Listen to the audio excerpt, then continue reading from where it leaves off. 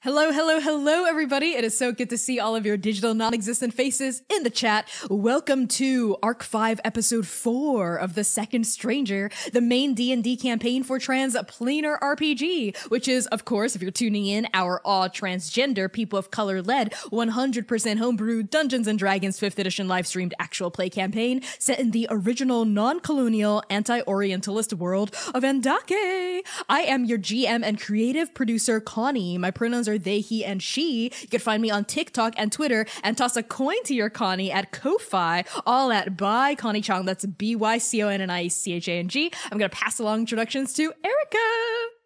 Hi everybody, it's me, Erica. She, her pronouns, I play V. I'm not going through an emo phase, you're going through an emo phase, not sure so. And in my free time, aka all my time, I stream here on Twitch at Erica New Girl. You can watch me speedrun Resident Evil 7 where I'm 21st in the world. Holy crap. Maybe even better by the time you see this. And otherwise you can find me, Erica New Girl, everywhere else on social media that I exist. And with that, I will pass it on to Max. Hey y'all, I'm Max, my pronouns are they, them. You can find me on the internet once in a while on Twitter, Instagram, TikTok, at Starchmonger, where I post the stuff that I make and also sometimes dance stuff and also sometimes fashion. I'll pass it to Austin. Hey everybody, I'm Austin. My pronouns are he, they, and she. And you can find me on Twitter at Sailor Scott Austin. It's at Sailor SCT Austin. I'm a game designer, game player, podcast talker, shit poster. Was trying to do that to like that song, like anyway. Connie, what episode are we on? This is, of course, Arc 5, Episode 4, but Austin, I want to hear more of your dulcet tones. Can you tell us about our podcast and our Patreon? I absolutely can. So our podcast, it's a good podcast. It comes out every Tuesday at the crack of dawn. We are about to begin Arc 3, so jump on into the carnival and enjoy. Leave us a 5-star rating on Spotify, Apple Podcasts, Podbean, wherever you podcast. It seriously helps us out. Also, please tell a friend about the show. Subscribe your mom to the show. Take her phone. She's not going to notice. Just download it. All of that helps out a lot. Patrons, you get early access to the podcast episodes and all bonus content, plus access to ARC booklets, monthly gaming nights, monthly cast Q&As. Use !patron in chat to join. Yes, thank you about that. And speaking of our patrons, a huge shout out, as always, to our Patreon Paragons. These are patrons pledged to the highest tier on our Patreon. So, Abigail Reitel, Azura, Brooke Bright, Charles, Chiacres, Cora Eckert, Lex Slater, Marvelous, Mitzi, Moonflower Tea, Purple Mouse, and Target. Thank you so, so much for supporting us. And as always, a very special haiku for all of you about this session. Talk Toa Qaghan has some big lore drops to share. Hold your horses tight. I did it, 575. And now, Erica, tell us about more ways to support our stream. Yes, we have so many ways, and we love all the ways that you celebrate us by giving us all of your love and affection through perhaps financial goals. We have a donation goal and incentives for the stream. Donos are now going towards super fun bonus scenes, and if we hit our goal, we'll unlock a very gay secrets backstory episode scene. So use command donate in chat to support our all-trans POC-led cast and keep the chaotic queer content alive. And now my favorite part, because I rely so heavily on it. Max, please remind me what happened last time we met. I will do the best I can. As a reminder, you can always get to our recap document by using !recap or by going to bit.ly/transrecap. Here is generally what happened last session. The party sets out to cross the Euclid Chasm, accompanied by a convoy of Kyrian riders, though they're not actually on horseback. Everyone descends down the treacherous paths of the chasm, learning more strange and unexplained tidbits about Abiku. Dewey slips off a cliff and almost loses his godjar plans despite being a bird. They crest the top of the chasm to find an absolute flock of horses. Thank you for that, Max. And just as a reminder, the title of this episode is A Dark Country Full of Soft Grass and Silky Trees, from the song All Pacing Horses by Loon and Paper Bee. And all titles of all of our episodes are taken from poems and works of art by marginalized creators of all stripes. The full verse of this particular poem reads as follows. I would like to be a dark country, full of soft grass and silky trees, flitted between by horses. How thematic. And now finally, before we hop into the meat of this session, some content warnings for this episode and our grim, dark, gritty fantasy campaign may include fantasy violence, body horror, gore, discussion of death and killing, apocalypse, trauma, complex and complicated relationships, blood and bloodletting, descriptions of vast heights and unknowable depths. So use !CW in chat for a full list of these content warnings and !safety for a look at the cast's lines and veils so you know what content will never broach the topic into, no matter how dark things get. And now, let's get ready for the session. Kirtal sprawls open like a book that hasn't yet been written. The vast gray sky swallows the horizon, thick white clouds blooming through the stratosphere. The air here is thin, brisk, cold, like dunking your head into a bucket of ice water. Yellow fields of winter grass and rocky brown hillocks stretch as far as the eye can see, broken up by thin white veins of rivers, black pockets of gravel, and looming far to the north, the massive, shadowy ridges of the Ogumor Highlands. Also littering the landscape are handfuls of ancient ruins, crumbled pillars of stone, splintered foundations of settlements, old shrines and tombs cracked open for vultures to scavenge. As the four of you finally crest the lip of the chasm, wind whipping past your ears, stinging your eyes, heaving life back into tired lungs, Abiku, your pupils dilate. Your heart begins to pound. Sweat starts congealing your palms as shattered images flash across your mind's eye all of a sudden, like being smashed in the face by a battering ram out of nowhere. You see these rolling hills, yes, these flat open plains, but you also see over there, that pond of sand, that crumbled pillar, other images flashing over the ruins, massive citadels, doors of burnished oak, trees made of glass, an echoing hallway in a shrine, laughter, thunder, salt, the smell of lavender, and then it's gone. Just like that. And you're left reeling, I think, on the edge of the chasm, blinking, staring at that vast puddle of sand in the near distance. That vision of that castle, those citadels still pumping through your memory. You're jolted back into your body, back into the present, by a delegation of horses and Kyrian riders greeting your party at the edge of the chasm. But even as Selim swings herself onto a horse, and the rest of your party, I think, disperse to begin to choose their own mounts, those images, the castles, the glass, the smell of lavender, continue roiling through your head. I think I don't unless that's the same direction. I don't go to the horses. I go to the puddle of sand, the sand pond puddle you just described. It's like maybe 1,000 feet away. You know what I mean? I like start toward the north. walking that way. It's like I start like absent-mindedly, like everyone else is going to horses, and I just like walk into like I don't know if mechanically I'm running, but like like thematically I'm running. Mm-hmm. Dewey and Vee, the two of you just see like Abiku break away and just start walking off like in the opposite direction of where you're headed. Abiku, where are you going? Over here. No. Why? Yeah, we've got. There's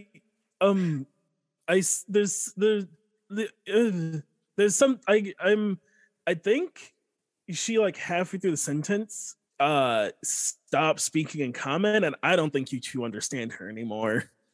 I think she starts speaking in ba. I think V's gonna like look at Dewey and Rev and everybody be like, anybody speak that? Whatever that is.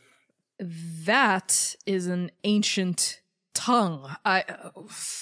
Growing up in the court, I was a really bad priestess, but one of the things they taught us was the history of this land, and that is not a language that exists anymore. Abiku. And like Rev raises her voice and starts following you, I think. And Selim's like on the horse being like, what are you doing? We have to hurry. The Qaghan does not like to wait. But Rev like raises a hand and says, just one minute, Selim. Captain Shy, I mean. And like starts like pursuing you. Abiku, wait, hold on. What's going on? What's happening? There's something, I dropped something, I think. You dropped something over there where we haven't been before? You haven't been before. I thought you said you woke up in the chasm, which also, now that I'm thinking of the court, didn't you, during our dinner, say that you were from the court? Yes. And now you're from the chasm? Abiku, what's going on?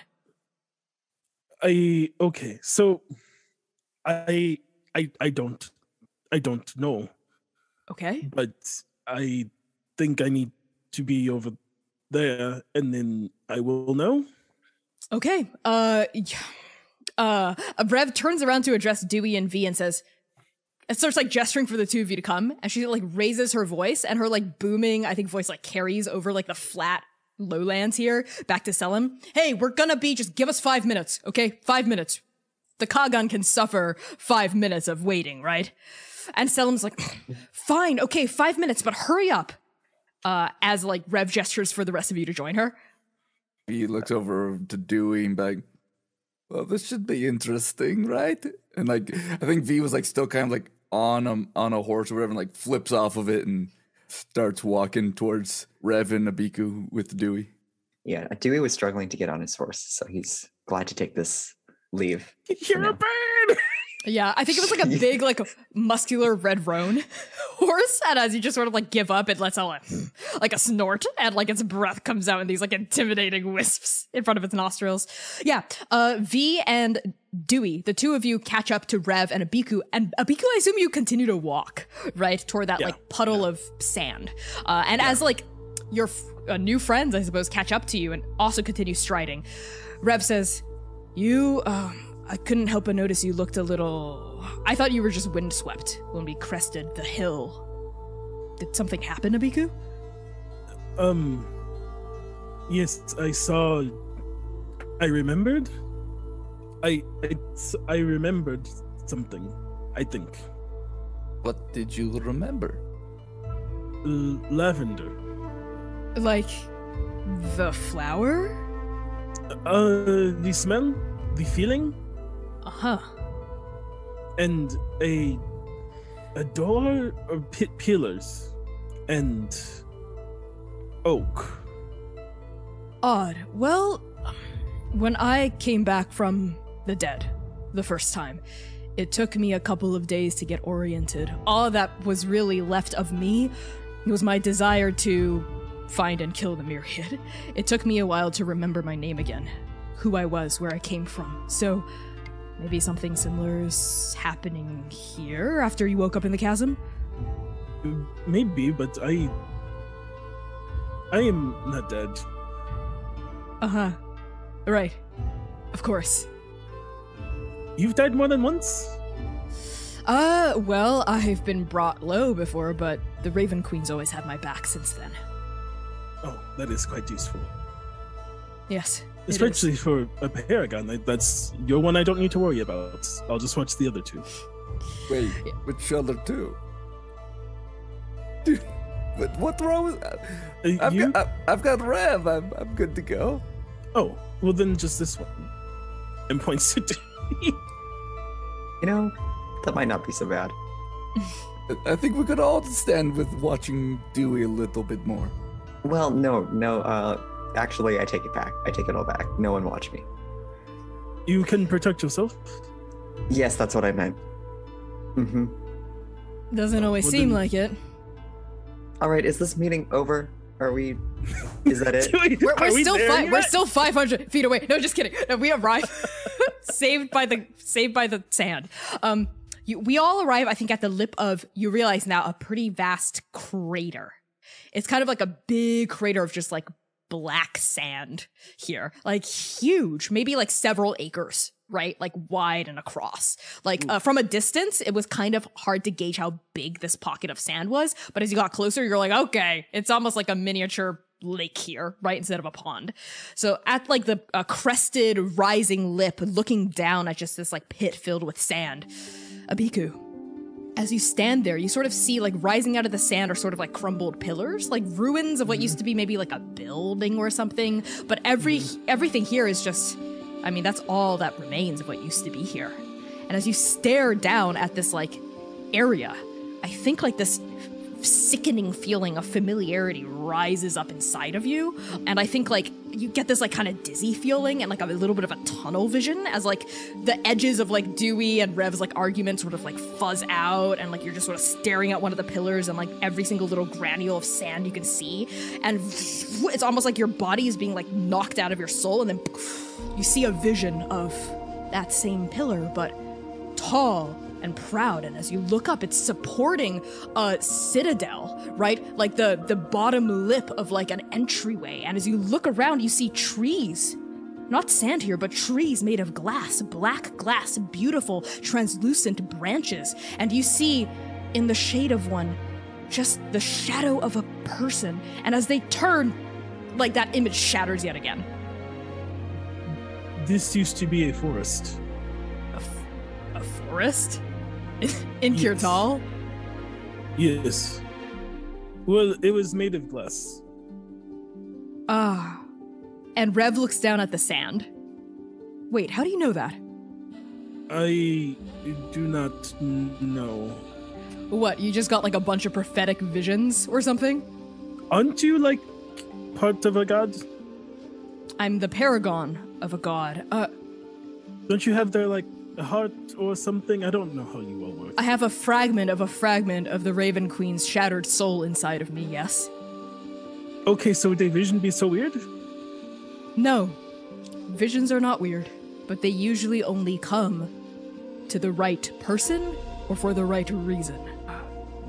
This used to be a forest of glass trees. I don't know what we need that for. There was the building here. It may be a shrine or something. Maybe there's a god shard down there. V, roll history. Just you, no one else. Just an 8 then. Ooh, okay, V. Here's the hard choice I'll give you. Something about like trees of glass, right? Like ancient memories, ruins is jogging a memory in your head. But that memory is locked behind, I think, this trauma of losing your mother. Because your mother used to tell you all of these like out of this world, like nonsensical stories about dragons and giants, right? Because she claimed your dad was a dragon, and she claimed that your dad told her a lot of stories about what it was like to be alive in the ancient past. But I think like the exact memory that's like causing this to surface is locked behind some of that trauma. So like if with an 8, that's what that means. So if you tell me how you like open up to Abiku, I'll let the memories come flooding back. V feels this, and Abiku, you didn't happen to be around. Do you know how long ago it used to be a forest full of glass trees? This vision of yours, do you have any sense of that? No, I am sorry. I think more birthdays than you have had. Is there anything magical about this place? Like, I'm like, You can certainly roll Arcana, but I'm gonna let you know now, even if you get a really high Arcana roll, you still won't be able to know like the specific story around this place, unless you open up your heart a bit to Abiku. Sure. Roll Arcana, go for it. That's a 19. 19. You feel the weave sort of like wave and vibrate and tighten in certain pockets of this area. It feels old, really old. Almost like the strings of the weave are sort of worn thin here, right? With like really ancient magic that has gone to seed. It's no longer active. But when it was, gosh, it must have been powerful. I think V feels all this for a moment, and she turns to Abiku and, Abiku, This is going to sound, I don't know, a little far-fetched. I had a mother once. She's no longer with us. She died when I was much before I had so many birthdays. And she always would tell me that my father was a dragon, which they don't exist anymore. And she would tell me these stories that he told her. And I'm just a little curious if perhaps do you see anything with dragons, or do you? This is like super embarrassing for V. Like she hates discussing all of this with you. She hates talking about it. I think Abiku like gets down, right? Because like she's so tall. She like, do you want to see a dragon? Wait. What do you mean by see a dragon? We are not with all those other people. You all seem quite nice. Do you want to meet a dragon? Abiku, dragons don't exist. They're extinct. Well, technically, yes. I don't know if they count for being alive, but... Oh, my bag is quite far. 1 second. And Abiku just draws like a simple circle in the sand and pulls up that skull from her bag, and she keeps pulling and pulling until there is an almost large, not yet, I'm not at the right level, skeletal dragon with like glowing orange like eye sockets. This is Sun. Oh. You will not be able to understand them. We don't know why. They can talk, but no one seems to understand them but me. As these bones rise out of the dirt, like out of this magical glowing sigil with these like glowing golden lights in the depths of its like skull-like face, right? It's like basically like animated bones is what you, V and Dewey see. You realize like it looks real familiar, okay? To the two of you, and there's like a brief moment as you're staring at this like reptilian skeleton that's like about the size of a large, very large dog. But the two of you flash back to like the night that you met and like you had encountered those drakes, Milo and Milo, at the Copper Steward's lair. And like you flash back to the present now, and this looks exactly like if Milo and Milo were like bones instead of like fleshy and had scales. Hi,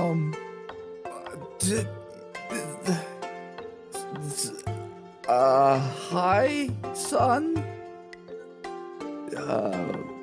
Where did you get that? It came with the wake up. The skeleton drake sits back on its haunches, right?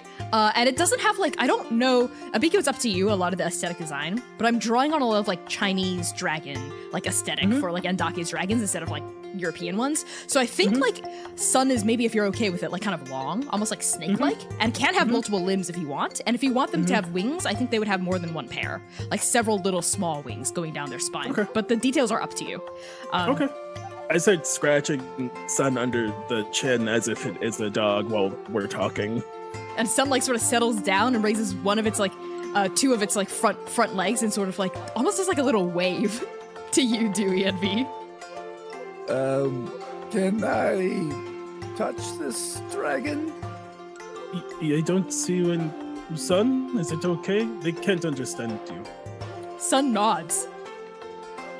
He like puts out a hand, and you know the way like you do when your animal like maybe like sort of let it smell you a little bit before you like reach over and just like stroke the top of its head. And I think V is just like, I think at one point like looks over to Rev like, what is this?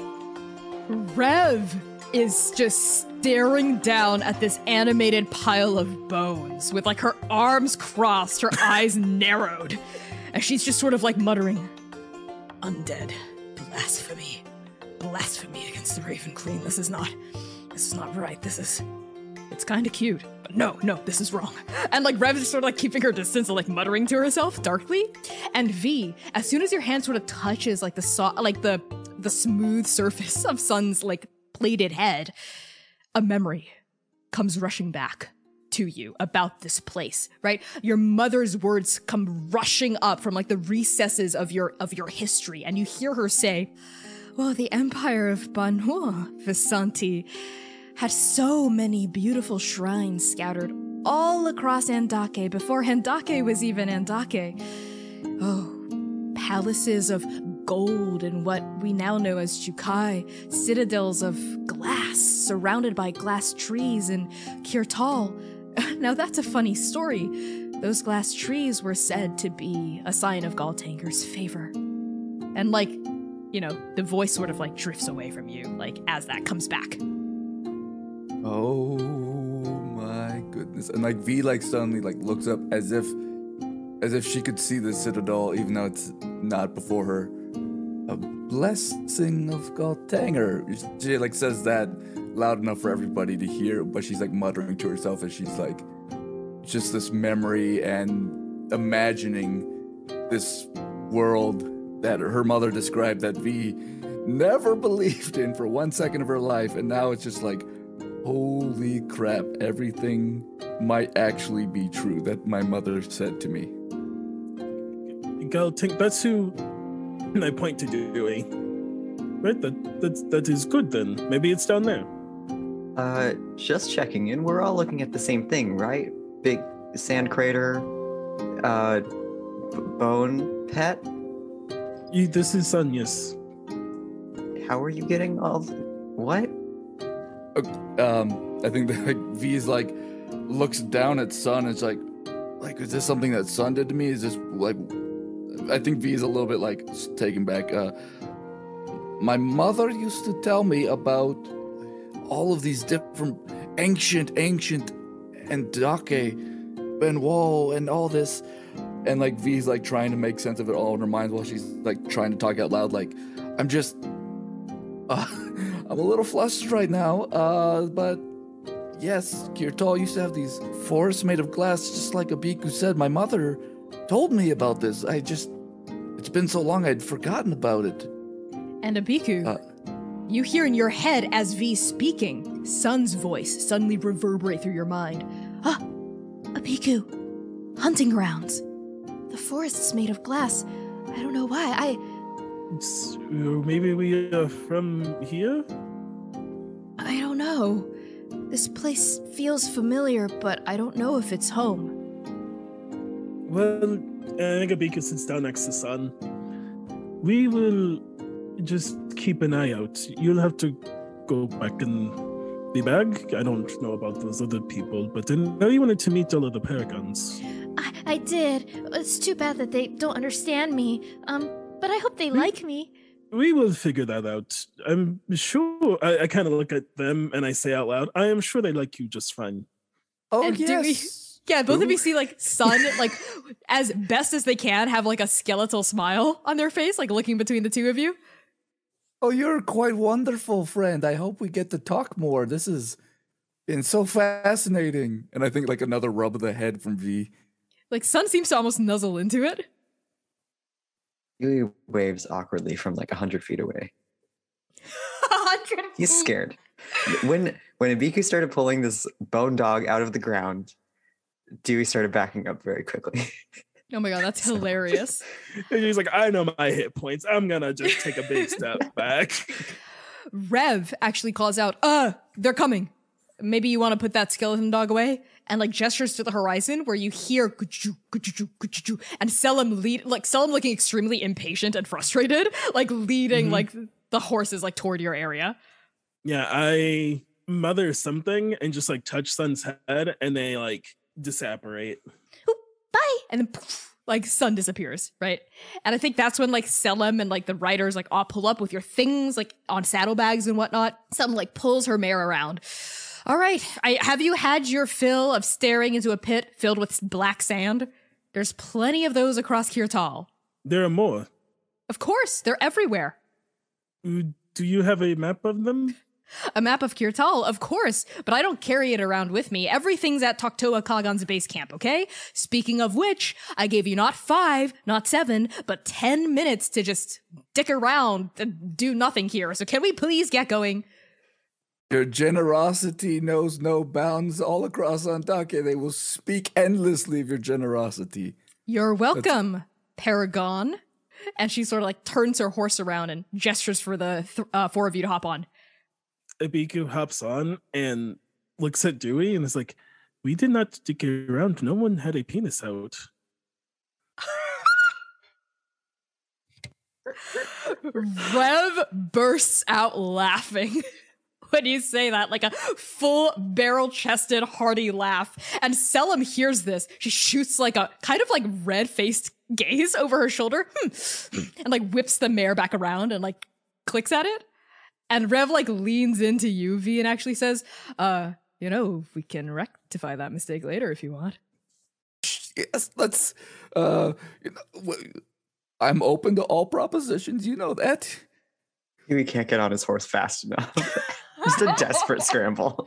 Yeah. Oh my god, yeah. The same red roan like snorts and then starts hoofing off. And like Abiku and V and Rev, and all of you with Manaya as well, hop on this convoy and begin riding eastward, I think. The journey to Toktoa Qaghan's base camp takes, let's say, half an hour to an hour of just straight up like galloping / like high speed horse running across these plains. And Abiku, like atop your steed, you see all of these like, it's mostly just like flat plains and like gently rolling hillocks in the distance, but occasionally you see those pockets of black sand. You see like crumbled ruins just sort of like flitting past. You see like remnant, like old like gnarled trees like taking their final stand like in the middle of this like plain. You see like glittering streams of like rivers and whatnot, and the ghosts of those visions continue clinging to your subconscious, right? So I think even as like the fresh open air like wafts against your face and like billows the clouds on your skin, your mind is still kind of preoccupied, right? Something all 3 of you notice that's interesting is that I think it's pretty common knowledge, well-known just facts about each nation that everyone would know. And one of the things about Kirtal is that there are wild herds of animals everywhere, right? That you might see like a random herd of like rhinos and hippos and like horses and zebras, but you don't see any. This place is completely devoid of fauna. And as you like continue surging east, you even see like patches of land that seem like all the grass is gone. It's just like rocky sediment, right? And like stones and like brackish earth. And I think like as like Kirtal looks very much changed. You're not sure if it's by the cataclysm or by something else. Eventually, your herd of horses like begins like stomping their way up like a gentle slope. And then you pause at the peak and you look down, all 3 of you, at a massive military war camp. No fewer than like 10,000 soldiers, right, are here, stationed here. There are tents, there are gurs, you see like plumes of smoke rising from like wood stacks burning for dinner, as well as like smithies that have just been set up here. This seems like an encampment, right? There's like hundreds of tents just sprawling the horizon, peppering it, right? Almost like brand new settlements. And you see like huge poles with flags whipping around on them, and you see like little like ant-sized, right, like soldiers marching between like gaps in the tent and whatnot, right? And like there's a pause at the top of this hillock as you're just looking down, right? And like Selim sort of like jerks her head, clicks along to her mare, who starts like going down this gentle slope. She sort of calls over her shoulder at the 3 of you. Come on, hurry up now. Toktoa Qaghan is a busy woman. I think V like looks over to Dewey and's like, "Are you ready for this, Dewey?" So many people. Are all these people here for you? I'm sorry, I don't... What is she going to do to you? You'll find out soon enough, says Selim as she continues clicking her horse along. And Rev is like frowning, and she sort of like leans over her horse to address the 3 of you. This is weird. This is odd. This doesn't look like a Kyrian clan encampment. This is military. Are we captive? are we captives, Captain Shy? And Selim says, of course not. Come on, there's not enough time to waste here. She continues, like, leading her horse down. And I think at this point, like, you all, like, go down the knoll and you, like, even out, right, onto, like, the ground level of where all the tents are spread out. And, like, Selim leads your party past, like, these like big open gates with like watchtowers built up on them, and you see like Kyrian archers on the watchtowers with like their bows strung and knocked, right? But, like, looking out, nodding as Selim like pushes your convoy through these huge wooden beams, right, of like open doors. And as you move past the gates, you pass through this military encampment. You see like training fields full of like straw dummies. Some of them are in the shape of like people, like straw dummy people, but most of them are in the shape of like big beasts and monsters. You see a couple of small straw like dummies that look like the chicken boys, and like one that looks like the face stealer, and like you see like Kyrian soldiers like hacking away at it, like fucking with arrows at them, right? At like archery range. You also like ride past broad pastures where us Kyrian riders are just running horseback drills, right? Teaching their horses to like jump over obstacles, like wade through like big like gulches of water, right? And also like breaking in like more stubborn horses in these like wooden pens, right? With like rings and rings of Kyrian soldiers watching and shouting like encouragement. We also pass by these like smithies, right? With like furnaces set up, wooden furnaces that have been built, right? Like just sort of expelling smoke from like chimneys up top. And you see like blacksmiths just sort of cling, cling, bang, bang, like working at workbenches, like smelting armor. It seems you see like someone like bring out like a scimitar and like sizzle it in like a big like trough of water, arrowheads, blades, etc., and like assistants running back and forth with like tools and aprons. And you also see just like a rank and file soldiers just everywhere, all around you, snapping salutes as Captain Shy goes by, right? In padded cloth and like leather armor, dressed in like Kyrian military garb, which I don't know if any of you have seen before, because Andake has not been at war with each other for over 400 years. So you see like this military garb of like gold, brown, and green colors, right? And like everywhere the symbol of Kirtal, a sun for Galtanger. And Abiku, yet again, as you're brought through this camp, you feel that same kind of like sickening, like, oh, like out of body, like feeling like rise up inside your sternum.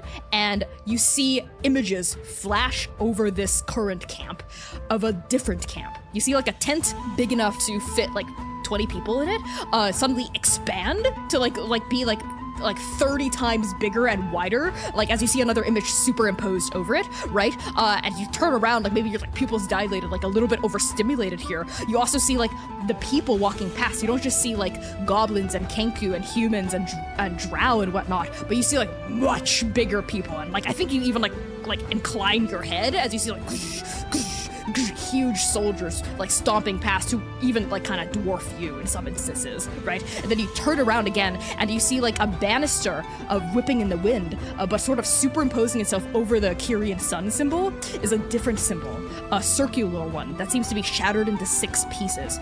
The words just come to your brain: frost, cloud, storm, stone, fire, hill. And then as like the flag whips again, like you shake your head and like the sun symbol comes over it again. Have you been encamped here long? We've set this up for quite a few weeks now, before the meeting with the Alliance of the Eight in Tulong. No, like, how long has it been Kirtal? How long was this Kirtal land? What are you talking about? It's always been Kirtal land.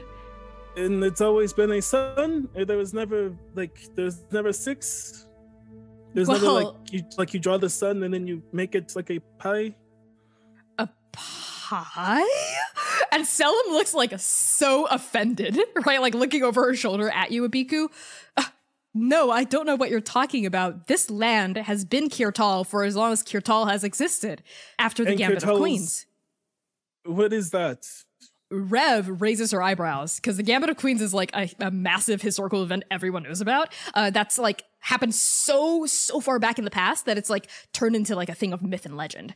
And Rev chimes in and says, Gambit of Queens was a legendary war that happened many thousands and thousands of years ago.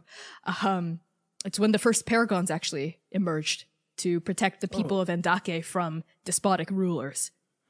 Oh, that is interesting. I'm sorry, I did not pay attention in history class. No, it's all right, Abiku. Our modern states were formed, or so it is said, from the ruins of the Gambit of Queens during the Great Rebuilding, spearheaded by the Paragons. And before the Gambit of Queens, of course, it was the era of giants and dragons. But that's prehistoric. And there were 8 Paragons then too? No. Paragons are new-ish. Oh, okay. They only emerged during the time of humanoids, not giants or dragons. Right. Thank you. Sorry. Can I stop here? I think I need to sit down. Selim says, "Oh, we're almost at the Qaghan's tent." Does she need to see me? I am not Dewey. I suppose it's okay if we hang back here, but I think she should meet the Paragons at least. Selim, excuse me, Captain Shy, one moment. And like Rev sort of like pulls on her black stallion. Abiku, are you gonna be okay out here by yourself? You just need a minute? I will be fine. How much trouble could I get into? That's fair, just don't wander off, okay? Yes. I will sit right here, and she like sits on in the middle ground, of maybe the road. in the way. Yeah. Yeah, like someone, like a soldier, like braces their horse. Hey, watch where you're going! Like in common, right? That like banks around you. Dewey pats Abiku on the shoulder. It's like, if you're seeing visions of pie, we can get some food later. Yes, some Maybe you're food. maybe you're just hungry. Yes. Right, we'll meet back here. And Abiku, hey, take it easy, okay? I know what it's like to sort of come back into the world disoriented. So, do what you have to do. Alright. V, Dewey, ready? Let's go. Okay. And Rev, like, nods at you, Abiku, like, her brow sort of nodded in concern, and then turns her head and continues driving her horse, down the path. And I think we are going to stay on Abiku, as the Paragons, including Manaya, sort of, like, disappear off into the crowd. You sort of sat there, in the middle of this military camp. You hear like shouting voices, the clanging of like steel on steel from, you're not sure if it's smithies or from like training, right? Mm-hmm. You hear like the thwacking of arrows, the shouting of commanders at their, subservience, the smell of like a early lunch cooking. And all of this feels so familiar, Abiku. This ocean of noise and sound, something about it feels like you've been here before, like a blanket you've forgotten wrapping around you. What do you do? I try harder to remember. So I have an ability called Knowledge from a Past Life that's meant to be for skill checks, but I don't know if this would be a skill check. I want to try and burn one of the uses of that ability to like try to remember harder. Okay, so roll... Oh my god, I guess this would be insight on yourself. Okay, I will roll insight on myself. What'd you get? 18. 18. Tell me how you're centering yourself. Do you meditate? Do you close your eyes? Do you take a deep breath? I think she sits down on the ground and puts one hand into the like claws into the dirt, and another hand she just like lifts, almost like she's raising her hand at like a school or something. Like something feels right about like feeling the breeze but being connected to the land. And on that, we are going to cut to Dewey and Vee entering a tent as the three of you and Manaya push into Toktoa Qaghan's personal war room. It is a massive gur, the biggest one in the midst of all of these tents, like a huge one that's like basically the size of like a small palace right inside here, where you see just like a tanning area with like hides set out. You see like a little like pit area with like a personal like campfire built up and like meat smoking and hanging and drying. And like in the center of this place, sort of like adorned with like hanging beads and jewelry, and like the inside of this hide skin stretching over the wooden ribs of this tent, painted in such beautiful colors. The center of this tent is a massive war table where there are just maps sprawled out. Like the central map is like just a vast one of Hirtal, and various smaller like battle maps like on the corners with like figurines and like miniatures all over, and like Toktoa Qaghan is stood there, sort of her hands like on the table, like studying this map, conferring with like several generals next to her, right? And they're sort of all dressed up in like the finest leather and padded cloth armor that there is here. And denoting their rank is this like a spire sort of coming out of their like padded helm, with like a special like, I think like a ribbon coming off of it. And Toktoa's is like bright gold, right? And it's like the most, I think, like ostentatious and the one that like has like trails down the longest. And her generals on either side are nodding and conferring as well. And when the four of you enter, led by Selim, Toktoa looks up. You're late. And Selim, Captain Shy, immediately drops to a knee and like lowers her head and says, "My apologies, Qaghan. They got distracted, but they're here now. At your leisure." And Toktoa Qaghan, this human woman with a face as sharp as a fox, throws her gaze down at your party and nods. She mutters something in Kyrian to like the generals next to her, and they nod, they grab some scrolls and their belongings, and they file out. And Selim also picks herself up, nods, and leaves, leaving only the four of you behind, you Paragons, for this next briefing. Toktoa gestures for you all to approach. Vee approaches. Can Vee just like take a little gander at these maps to see like what they're maps of and stuff? Yes, give me a intelligence check. Not one. Oh my god. Okay. I don't read maps, what? I just go in.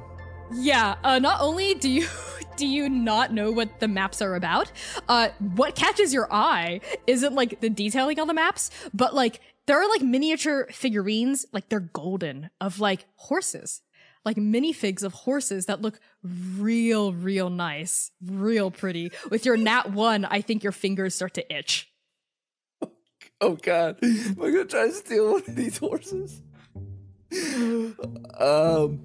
Okay, well, in the spirit of the nat 1, I think Vee's gonna like go over the map and look down, and I'm like, wow, this is really impressive. And maybe like, oh, look at that one over there. And I was like leaning over that way. Her left hand is going towards maybe a gold horse on another map to her left. Try to pocket it. Why not? Let's go. Roll sleight of hand. This better go well. 24? You scoop up a handful of these like golden horses and you like slip them down your sleeve or something, right? And like Toktoa Qaghan doesn't seem to notice. She's just sort of going like, careful. Don't move any of the pieces around. Oh, they're there for a reason. Okay, yeah. And then, like, at that same moment, like, okay, hands up, okay. And steps away. I don't want to accidentally break your maps or anything. That's fine. Dewey, how are you responding? How are you interacting as you approach? I think Dewey is too nervous about approaching the Qaghan to notice Vee's shenanigans. But me, I'm just having a guttural reaction of like, this is going to have serious repercussions in the future. You've messed up her war plans. But Dewey's too busy sweating to notice. I love that. Vee and Dewey both take a point of inspiration for that. I'm into it. Yeah, as you approach, Rev actually speaks up before the Qaghan can say anything. Why is there a military installation here? Does the Eight know about this? Are the Alliance aware? What's the purpose of this, Qaghan? And Toktoa smiles, revealing sharp canines. Why, of course. I'm doing what any good leader does. I'm preparing my people for disaster. War is coming. I know, as do the rest of the Alliance of the Eight, that, what we call the Stranger, yes, is about to come again. I received word from Dr. Eluso that we only have 8 months left. So, I'm preparing my people for war. Don't worry, none of the regular soldiers here are aware of all the specifics. The Stranger itself, the eyes and wings motif that Dr. Eluso's filled us in about, the Nothing Plane, and she like glances at you, Vee.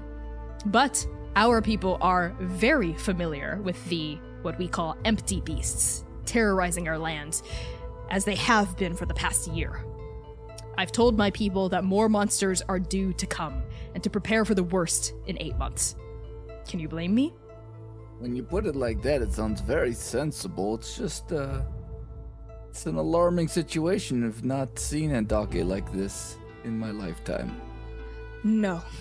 War has not blemished our lands ever since the treaty 406 years ago at this point.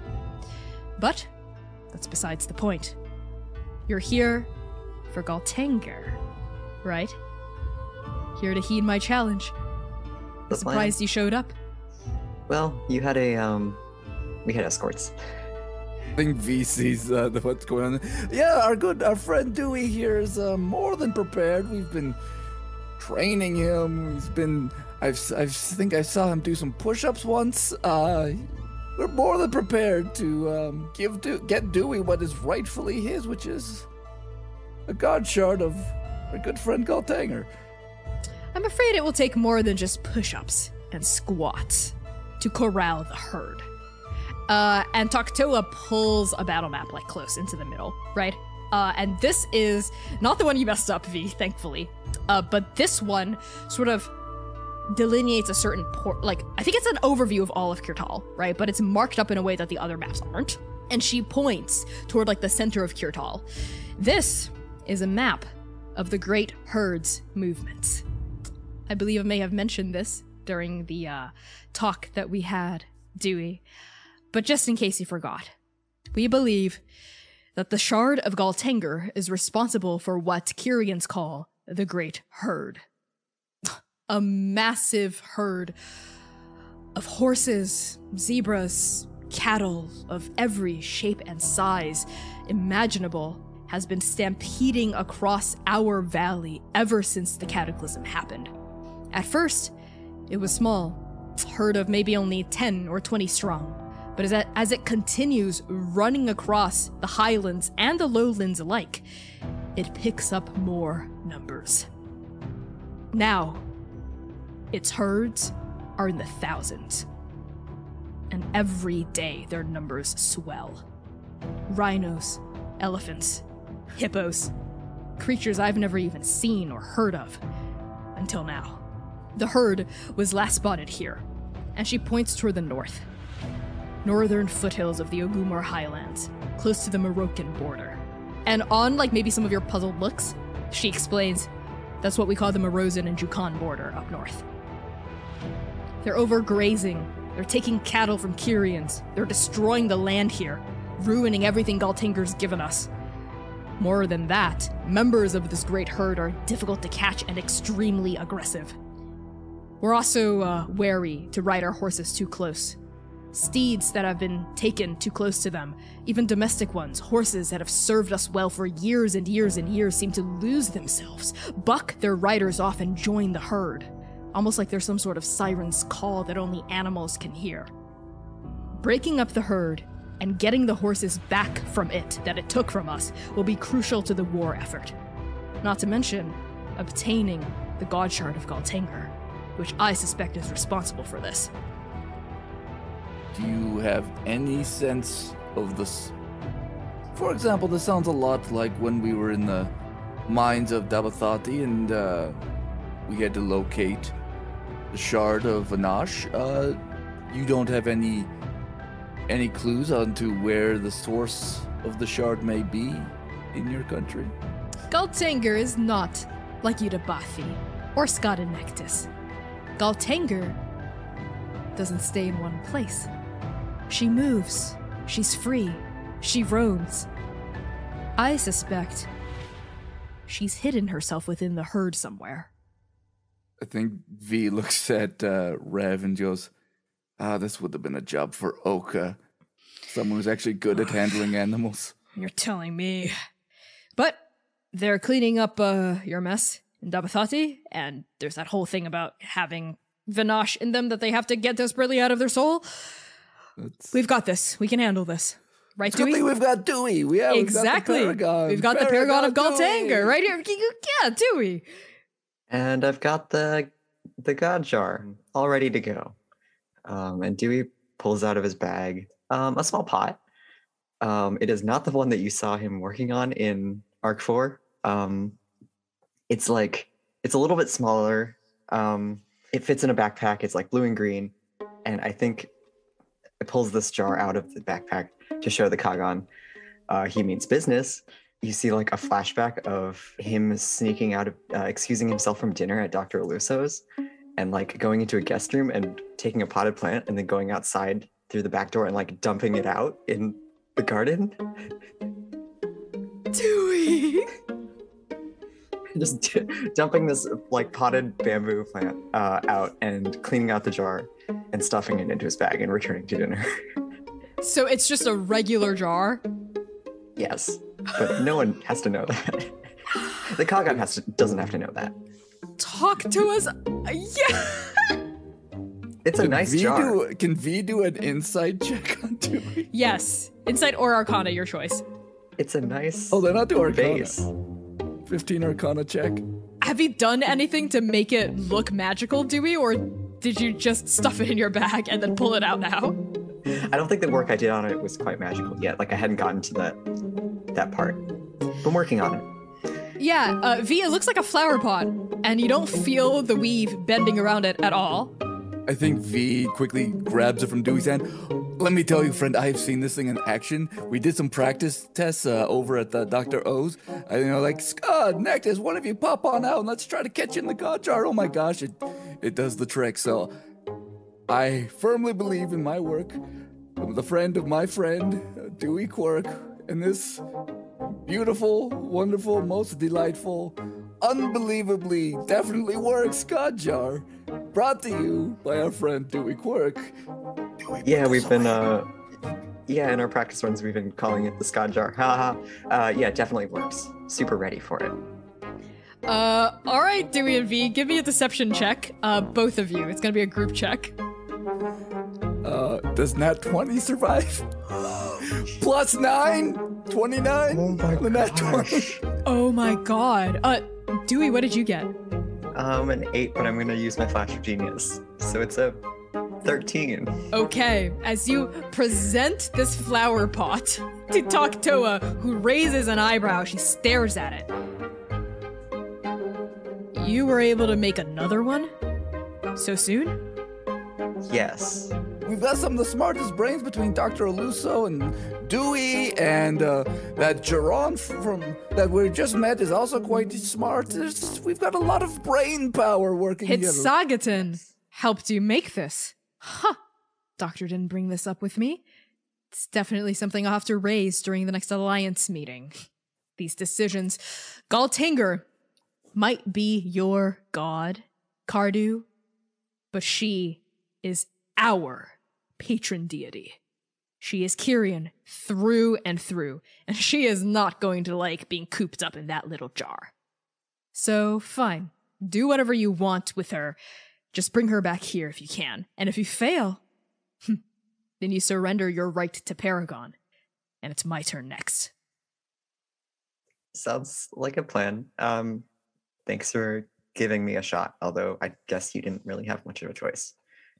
Toktoa looks back down at her maps, and she makes a hand signal, just not looking at you, and the generals that were waiting outside start coming back in. The meeting's over, right? She doesn't even say goodbye. The meeting's over. She just gestures, and people start coming back in and talking and pushing past you and past V and past Rev, right? And she continues consulting the maps. And I think on that, we cut back to Abiku. Abiku, you sat in the middle of the road in the center of this military camp outside of Toktoa, Qaghan's main Gur, with one hand up toward the sky, your eyes closed, legs crossed, soldiers all around you, giving you a wide berth, thinking you're a strange traveler from a far land. You plunge into darkness. You get a sense of something pulling at the space behind your navel, pulling you down or maybe up. Either way, it's in a very far, very long direction. Feels like your heart, your soul is dropping out of your sternum down into the pit of your stomach, far, far behind you, in front of you, to your left, to your right. You can't tell, somewhere beyond you, right? Almost like your body's being sucked down a hole the size of a pinprick. And when you gasp awake again, lungs filling with breath once more, eyes flying open of their own accord, you find yourself in a camp. A completely different camp from this one. You see tents, yes. You see poles with stitching of flags flapping proudly in the wind, yes. But you also see the light of the dying sun above your head. Yes, there is a sun modeled behind dense clouds, but the rays of Gal Tanger peer through proudly through the atmosphere, sending golden shafts of light everywhere in this dawning dusk. And all around you, the structures, the tents, the gurs are much bigger. The people here are bigger too. 7, 8, 9, 10, 12 feet tall on average, dressed differently from the Kyrian soldiers you were just thrown away from. You see axes, long swords, short swords, longbows, etc., but you also see like studded, padded leather armor, big steel pauldrons, chain skirts, tall boots, extremely different fashion that is distinctly not Kyrian in style. In fact, it's like a conglomeration of different styles. Like if you asked an artist to imagine like 8 different kinds of people and cultures and just threw them all together in one big like mashed up melting pot, right? There are people swaddled in furs, you see like swaddled leathers. You also see shirtless folks wearing just bandoliers of arrows. You see folks with war paint on. You see folks who are tattooed from head to toe, all sorts of diverse bodies, body shapes and sizes. You see tieflings and minotaurs, orcs, half-orcs, elves, all around you of just varying sizes and widths and shapes and whatnot. And you, Abiku, you are sat in the middle of the street yet again next to a stable, I think, with these gigantic horses inside just sort of snuffling around eating hay, right? And each hay pile is like the size of a person, right? So what do you do? I think I go to the nearest person, whoever that is. Excuse me, did the Kyrians move on?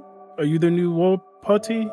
You stride up to a tiefling who's maybe a foot, 2 feet taller than you, with these long black horns carved up out of their brow, painted white. And the paint on their horns seems to move within the horns themselves like painted clouds going up and down, shifting all along the shaft of their horns, right? The tiefling is currently reprimanding a stable hand, the 6-foot-tall goblin person, which is, you know, short here. And the goblin is like scratching the back of their head, like looking very demurely up at this tiefling who turns to look at you. Because I just said something in common. Do I understand what they're saying? You speak in common, and you turn around, and they were not speaking in common at all, right? They were speaking in the language that you and Sun intuitively communicate in. And you've never heard anyone, not even Dr. Aluso, outside of Sun and yourself, who is able to speak or understand this language, but you know what they're saying. I think she would just switch me like, do you understand me? The tiefling regards you with a wrinkled brow. You see painted clouds on their face, as well as on their horns, right? Like moving from side to side, drifting in like an unseen magical breeze within their cheeks. And there's some thunder flashing through their face, strokes of lightning, as this goblin, like, stable hand is cowering behind them, right? In the middle of them reprimanding this person. And as they turn to you, they narrow these gem-bright eyes down at you. Abiku, what were you saying earlier? You were speaking in tongues again? You know me. Of course I know you. Sorry, Lieutenant Ishtar. And this tiefling sort of snaps a sarcastic salute at you. Yes, and you are someone I know. The tiefling gives you an incredulous look. I'm your captain? Captain Loa? Yeah. And they scratch the back of their black ponytail. And amidst all this, the goblin stable hand's been creeping away, right, like this entire time, but the tiefling has completely turned their attention to you. Aren't you supposed to be on patrol right now? Yes, but wait, okay, so you are real. Captain Lua gives you another quizzical, bewildered look. And they hold out their calloused palms, actually, and clap you on either side of your face. And you feel their fingers, the sweat from their hands. You smell this, like, thick hay wafting in from the horse stalls behind you. And they say, "Does this feel real enough for you, Ishtar?" Okay, I think I hit my head or had a dream. There were other people here, but they were not as big as us. And they also had horses. But there was no sun, except that I have. Do you know sun? Yes? And Captain Lua points up at the sun. No. Oh, this is confusing. No, I have a friend named Sun, yes? There might be a sun around. I don't know personally of a sun registered at Fort Karshan with the Cloud Kingdom with us, but maybe in a different kingdom? Okay. There is no Kyrian kingdom? Kyrian kingdom? Is that some sort of draconic clan? No, I've never heard of a Kyrian kingdom. Are you okay, Abiku? And we have dragons. Yes, of course. That's what this entire thing is about. And they fling their arms and gesture at the entire camp. Then I do remember something. I have a dragon, and we have dragons, and that's why we have this camp. Hold on. What do you mean you have a dragon? Are you talking about a trophy, perhaps, from the last battle? I mean, we did see you out there 2 weeks ago. You were really slinging your arrows and showing those murderers what's up. No, my friend's son is I would not hurt, unless they hurt someone, but his son would not hurt anyone. I don't know what's son. Listen. The Strongtooth clan and all their allies have definitely hurt us, okay? And our loved ones quite a lot. And we really struck them back 2 weeks ago, thanks to you. And your captain claps you on the shoulder again. I mean, how many marks was it that you pulled? What, 50, 52? Wait, I killed 52 people? Well, yes? That seems like a lot. 52 people hurt us specifically? Well, of course they did. I mean, the Strongtooth clan raided our grain stores south of the White Knuckles and starved our villages out. That's why it was a civilian attack. We have to get them back. Well, that sounds... Well, did we get the grain back, or did we just hurt them? That sounds bad. Wait. Well, we prevented them from burning more grain stores down, right? With our 2 week ago attack, a fortnight ago, so we prevented a lot of casualties in the future. And your captain at this point is looking at you really quizzically and intensely, right? Like, this is a super odd line of questioning for you to pursue. And Abiku, I think as you're having this conversation, images start flashing through your mind. You hear this really loud, like, roar, like echoing through your mindscape, and you smell burning grain, you see flickering fire, and you hear screams. The screams of people. Running, crying wails, footsteps, a huge structure shattering, right? Wood crumbling, ash sprinkling down across the air, but you also see and hear other things. You see your own hand, I think in like a first-person view, right? Lifting up like the wood of a bow, stringing like an actual physical arrow, right? Pointed at a person on a bloodied battlefield. You feel the wood like tense and creak under your string, and you let it loose, right? As you like see this like fog of war making everything super slow and blurry, you can't make out faces, but you do see your own bloodstained hand as you let that quiver loose, and the arrow flies through the air and pierces the throat of someone grappling someone else, and this person who just got pierced like staggers, right? This arrow, your own arrow speared through their body, and they fall limply onto the ground. And just even before their body hits the ground, you've strung another arrow, and you turn around just in time to see someone charging you, like running like full force, except there's something jarring, something wrong, something different about this person. They seem like half transformed, right? Like the lower part of their body has legs, and they've got arms out, but their neck has these like thick green scales just sort of like crackling, radiating up to their head. And you see this huge thick crest flowing from up above their brow, almost like they're a dragonborn, but a lot more, I don't know, distinctly dragon-like, right? Their head is completely lizard-like. You see this huge chomping maw just filled with gnashing teeth, and you loose this arrow right before they like fall upon you, like right into their throat, right? And they stagger backward, blood spurts like onto your face, like fresh and wet, and then you flash back to your current state. And Captain Law is actually like gripping your shoulder and looking at you really concernedly with those gem-bright eyes. Hey, Ishtar, you good? Yes, so, wait, this is wrong.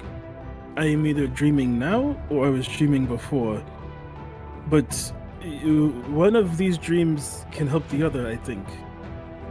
Your captain lowers their hand from your shoulder, crosses their arms over a broad chest, and says, I know you're supposed to be on patrol right now, Ishtar, but you're really concerning me. Not just as a subordinate, but as a friend. Perhaps we should speak to the queen. I mean, I don't want to trouble a queen with dreams. Queen Undu, not Queen Zalu. Our queen, Undu. I mean, it's no trouble at all. She's Undu. Yes, of course. Sorry, it's still everything is fuzzy. Is there glass here? Glass trees? Yes. Of course, the refractive forests are all around us. Okay, where I was dreaming, the trees were all. They got turned into sand. What? Galtenga was gone. Someone Gone? had. What? And there was something coming, and there are these people I'm helping, the Paragons, and they had to stop it. And I don't know if they. So we have to warn everyone that something is coming for everybody. Well, of course something's coming for everybody. The next attack by the next clan and their alliances, and then our counterattack, and then their counterattack. We make a preemptive strike against their clutches, they burn our grain stores. They strike back, we strike back. They strike back, we strike back. That's how it's always been, Abiku. That's how it always will be. Wait, I think Abiku goes to rub her head and, like, realizes her hair is short, so she, like, goes to grab her hair and is like, oh, okay, I guess it's short right now. Wait, so why are we fighting? You're feeling philosophical this evening, aren't you, Abiku? Sorry, I'm supposed to be helping keep people safe, but... No, I don't think I'd feel comfortable sending you out on patrol in such a state. I'll have someone else, the stable hand... Never mind. And, like, you see, like, the goblins, like, long gone as they try to reference them. Well... If you are really, truly in a philosophical mood, I guess you could say all of this started with the first slaying, obviously. Yes, which I remember very well, but I am quizzing you now. You remember very well. Well, I sure hope you wouldn't. I mean, the first slaying was 1,000 years ago at this point. That's how long this war's been going on. Wait, that's a long time. It sounds like we're just fighting to fight. Wait. We're fighting for honor, to protect ourselves and our empire, our queens, our kings, our rulers, and, of course, our people. I mean, Abiku, you have a family, you have parents, you want them to live a long, happy life, don't you? I have parents. How many parents do I have? 2? Okay, and they are still alive now. But if this is a dream, then I was very far in the future. No one could understand me at first. If this is a dream, then I'm in the past, very far away. Yeah, you know what, Ishtar? Why don't you come with me? We're talking to Queen Undu. This is concerning. Yes, Captain. Law. Captain Law, do you seriously not remember? We grew up together. We grew up together, yes. Do I hang out in the glass forest? In my other dream, it felt familiar. Well, yeah, of course. We grew up in the refractive woods just a couple 100 miles east. Are you okay, Ishtar? Look, I don't know who this new friend you've made is, this son, or why you're being struck with all these weird questions you should already know the answer to, but son's not here. The answers are in front of you. They've been in front of you this entire time. This sun person or whatever is not with the Cloud Kingdom envoy we came with here to Fort Karshan. We are at Fort Karshan, and you are Captain Lua, and we are going to talk to Queen Und. And I am a lieutenant in a war, and I kill lots of people. Good. Yeah, yes. I'm glad you're remembering who you are, Ishtar. And Captain Lua, slings an arm around your shoulder and starts leading you away from the stable.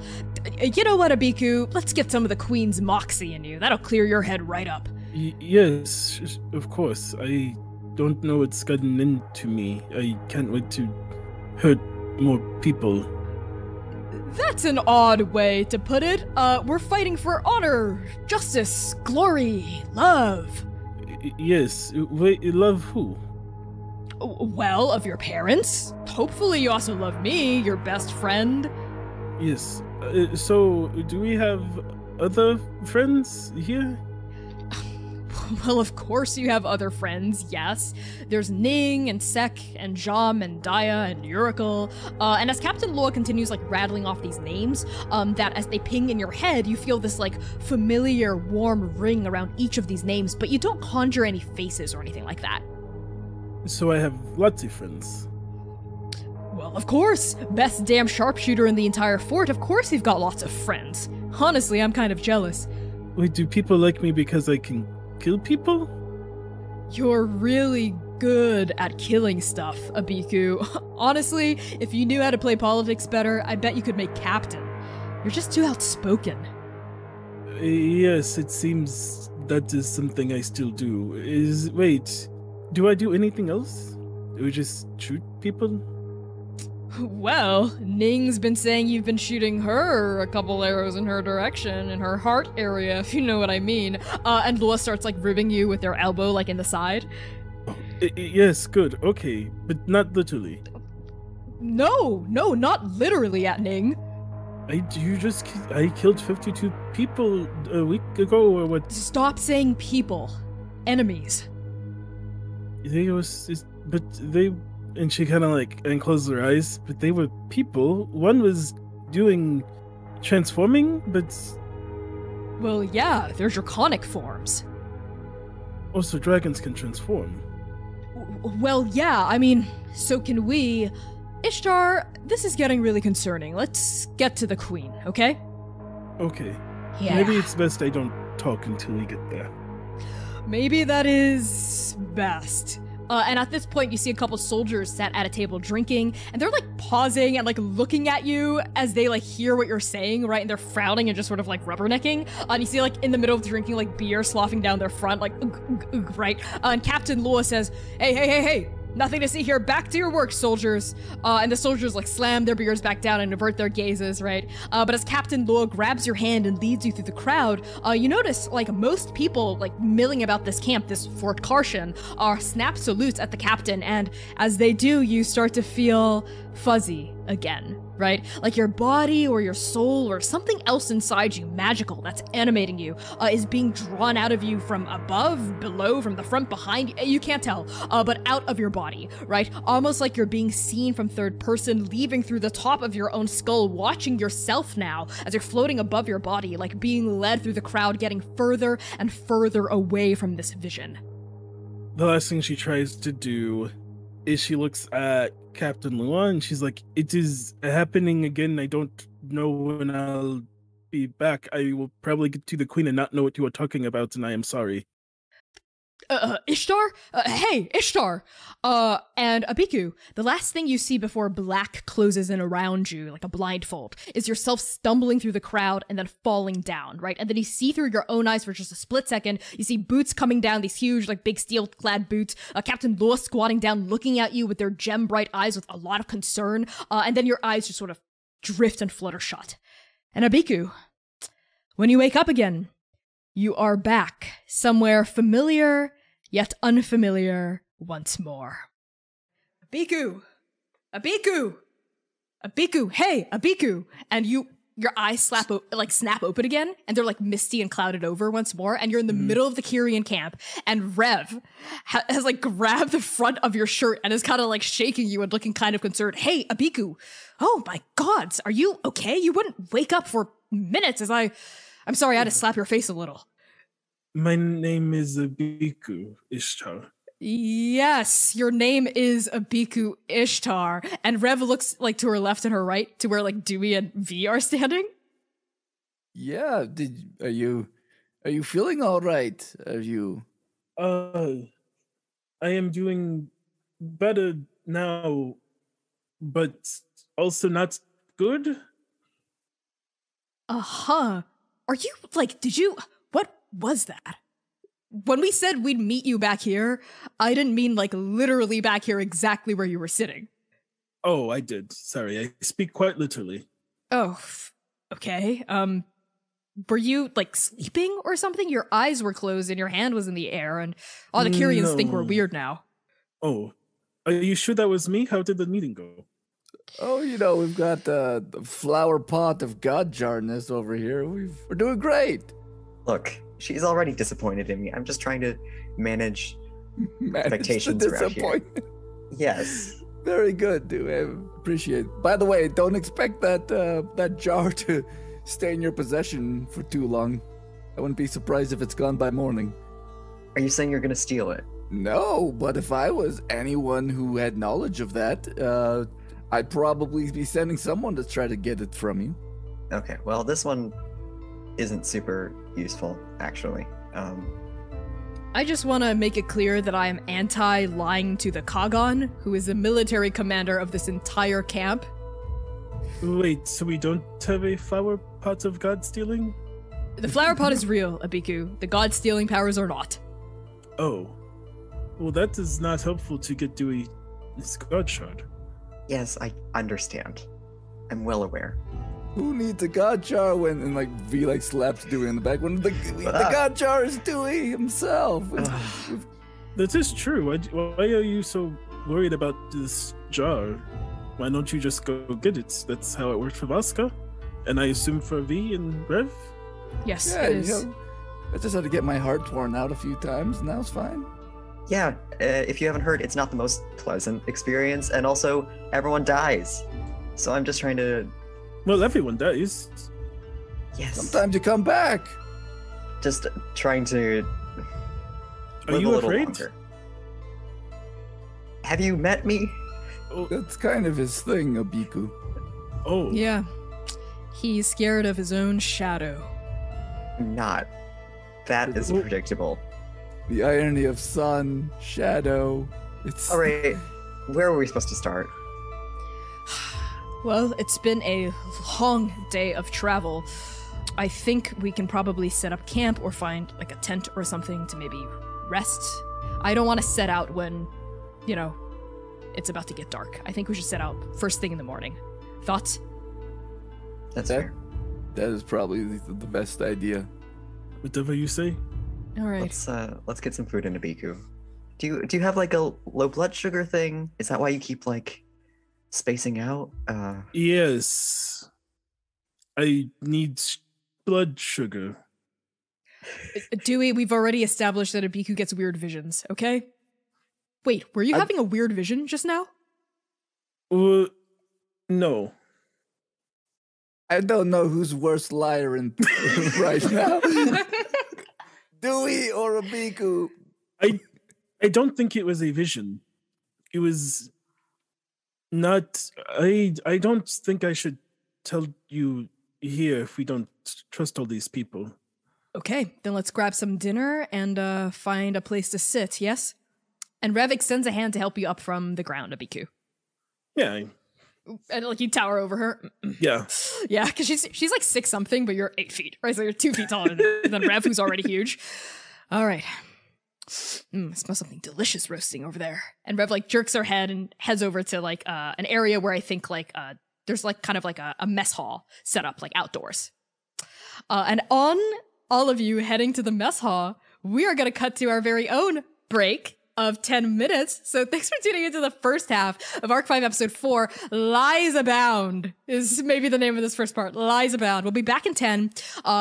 Enjoy the croon tunes. Love y'all so much. See you in 10 minutes. Tune back in soon. Bijou. Hello, everybody. Welcome back to Arc 5, Episode 4 of our Kirtal session and of The Second Stranger. Before we hop right back into it, some content warnings for this episode, as a reminder, may include fantasy violence, body horror, gore, discussion of death and killing, apocalypse, trauma, complex and complicated relationships, blood and bloodletting, descriptions of vast heights and unknowable depths. So use !CW in chat for a full list of these content warnings at any time, and !safety for a look at the cast's lines and veils. With that out of the way, let's hop right back into the session. Abiku, Dewey, Vee, and Rev. The four of you are able to competently secure some food and dinner for yourself. Though Abiku, maybe you're not so enticed by physical food, because I don't know if you need that to survive, given your current situation. But regardless, Rev grabs like lamb legs, like cranberry, like handfuls of cranberries, like big steins of like Kyrian beer, and like mashed up and roasted like potatoes, as well as like grains and root vegetables. And like you also like pile on like a medley of vegetables and proteins and various drinks onto your own plates from this like outdoor mess hall area where you see like Kyrian cooks for the military doing sort of like traditional like sand cooking. So they'll like dig up a pit and put like a raw like lamb haunch in there, or a whole lamb, and fill it up and like let it roast like over the course of like an entire day over like hot coals and whatnot. So the meat here is really juicy and really tender and seasoned really, really well. I think Rev suggests that your party sort of like go off to maybe the fringes of the camp, like right by some of the big wooden posts and fencing. And I think she's also been able to, after talking with Semlem, secure a tent for all of you to sort of sleep in for the night before heading out to investigate the herd in the morning. So outside of your own little tent, like maybe sat on these little boulders, these little stools, Rev squats down, tears into her lamb leg, nods at your party. Tell us about the vision. Oh, yes. It was not a vision. I think I left. Like, I think I went somewhere else. You were here, though, right? No. Dewey, Vee, when we came out of the Qaghan's tent, we saw you just sitting in the middle of the road, eyes closed. That is weird, because so a vision, right? You just see it. But I was doing stuff and talking to people. Do you know where or when you were? I was here, and it was not now. There were lots of giants. Giants? Yes. Like really tall people or like giants? No, my brain says they are giants. Let me get this right. You Yes. experience yourself somewhere where there's giants, and you just happen to have a dragon in your knapsack, or at least the skeleton of dragon. Yes, that was the other thing that was weird. They were worried about the dragons, but that doesn't make sense. Sun would never hurt anyone. Well, unless they deserve it. You're describing the 1,000-Year War, Abiku. Oh, I guess I was there. What? Abiku, the 1,000-Year War is myth. It happened longer ago than the first Paragons of yore. Tens of thousands of years ago, even. Then maybe I was inside of a book? A book? The forest was still there, with the glass. I tried to warn them that something else was coming, but they did not believe me. And they said I kept trying to warn them. So that you said all that took place here. Yes, it was here, but it was their camp. And I was supposed to watch it, but then afterwards they were going to take me to a seer My hair was short. This doesn't make any sense. No. Leaf, my ex fiance wife, she was a prophet of the court of ravens. She was one of the best prophets Andake has ever known, actually. Magic doesn't come easily to me. I'm not a good prophet or seer or diviner at all, but I do remember Leaf saying something about past lives. How she was able to commune with her own ancestors. Is it possible you were looking at your own ancestor's face? Maybe. I do not know anything. When you woke up, though, you made sure to say you are Abiku Ishtar. Yes, they called me that back then, but maybe that's still not me. Maybe that was my ancestor's name. That's a strange coincidence, even for That how is strange this already is odd. Wow, that doesn't make any sense. If it wasn't an ancestor, then it means it was you. But if that's true, then how are you? You have to be at least like 20 or 30,000 years old. That is a lot of birthdays I need to collect on. And how are you back? How are you young? Are you a lich? Did you do this? Are you immortal? The honest answer is I do not know.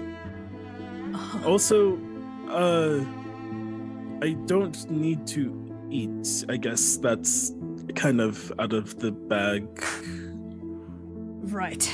I mean, I did notice that at Hitsagaton's cottage. You were doing a very poor job pretending to eat Abiku. I was out of practice because Vasca and Costas knew, and I stopped pretending for them. Even if you were alive during the 1,000-Year War, why are you back now? This doesn't feel like a coincidence. We're in the middle of the cataclysm. Paragons are coming back, and now someone from 30, 50, whatever 1,000 years ago is back too. There's gotta be a reason for that. I used to think that I was going to be one of you, but it seems that is not the case, so the only thing I can think of is that I'm here to protect you all. I'm quite good at that. It seems like Dewey needs some help. That's true. Yeah, but you wouldn't have been sitting around in the chasm for 20,000 years just to be my bodyguard. Are you sure? Exactly.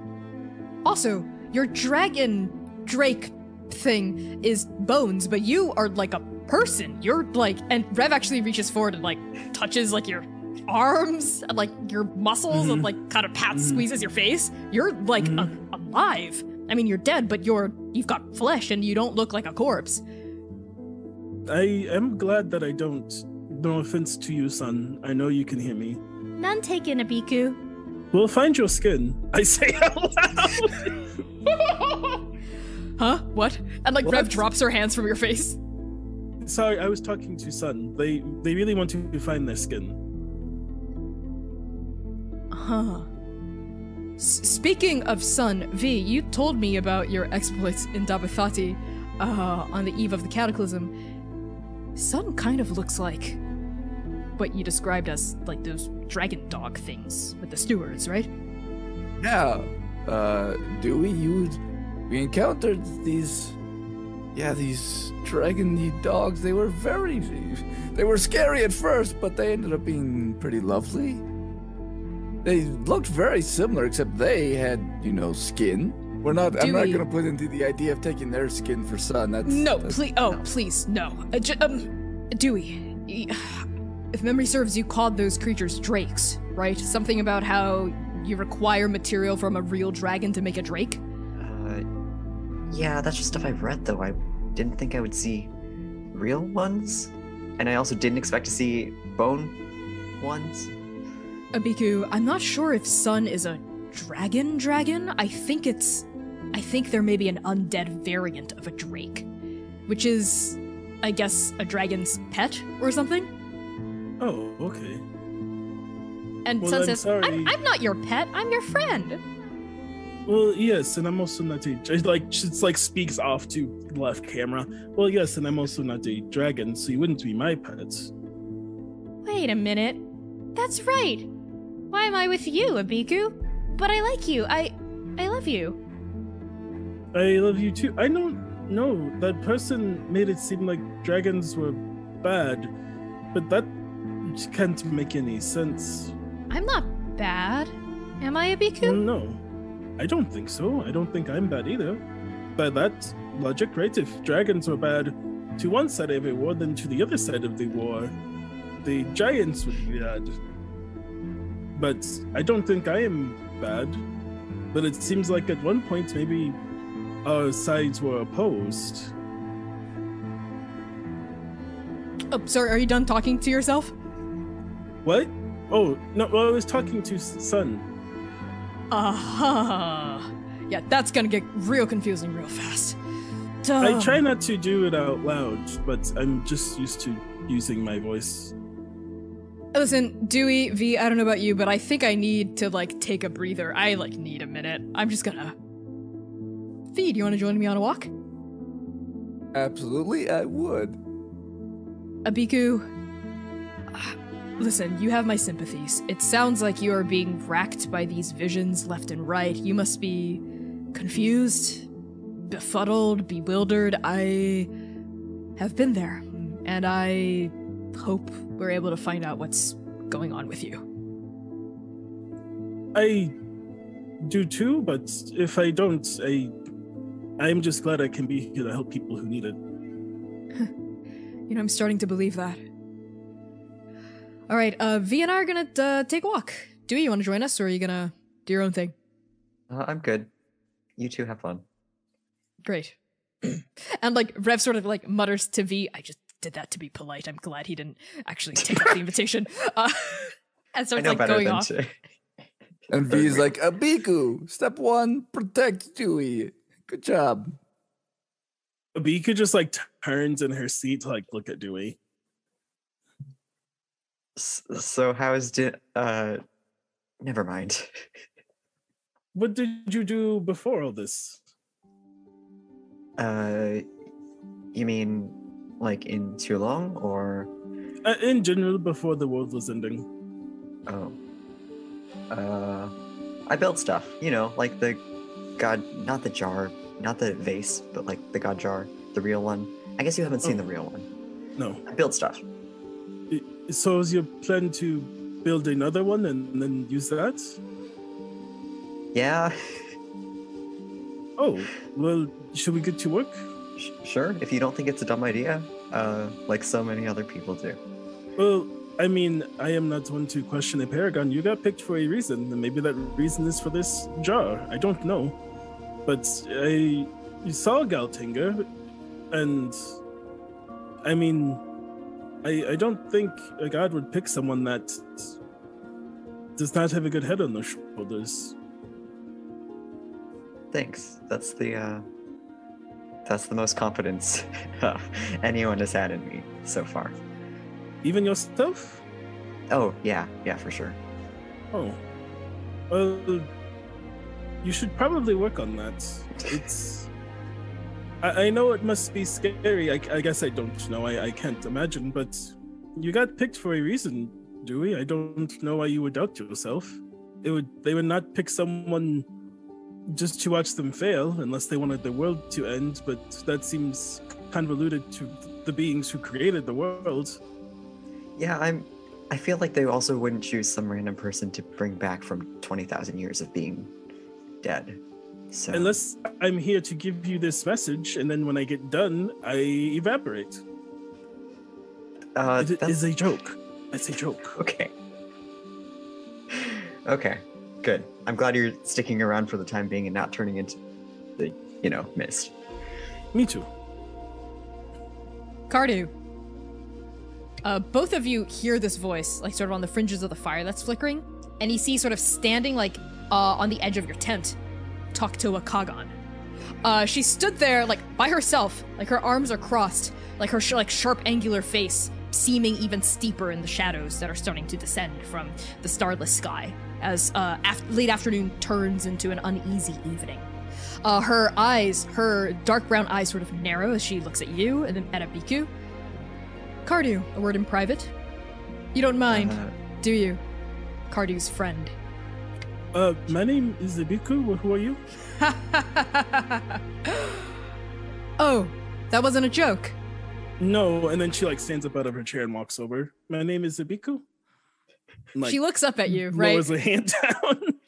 Right, like her arms are still crossed. She doesn't take the hand and says, "That's not a traditional Kyrian greeting. I am Toktoa Qaghan. I'm the leader of this place." My And you are? apologies. Abiku Ishtar. I am not the leader of any place. You don't mind if I take Dewey's ear for a couple of minutes, do you? I have some information that won't be appropriate to share with anyone but the Paragon of Galtanger. Oh, well, no, of course, I understand. She like looks around Abiku's like massive, like 8-foot frame to you, Dewey. Come on. And she turns and starts walking. Okay, I set down my food and follow. I'll be back soon. If not, please come for me. Wait, do you think she would try to kill you? I don't think so, but Should I follow you? I will follow. Nah, Though. And okay. she goes. Okay, but be sneaky. Let's try and follow. Do you know how to out the other sneak? side of the tent. She's already walking. She's already gone. Yeah, Dewey, you're left in the lurch.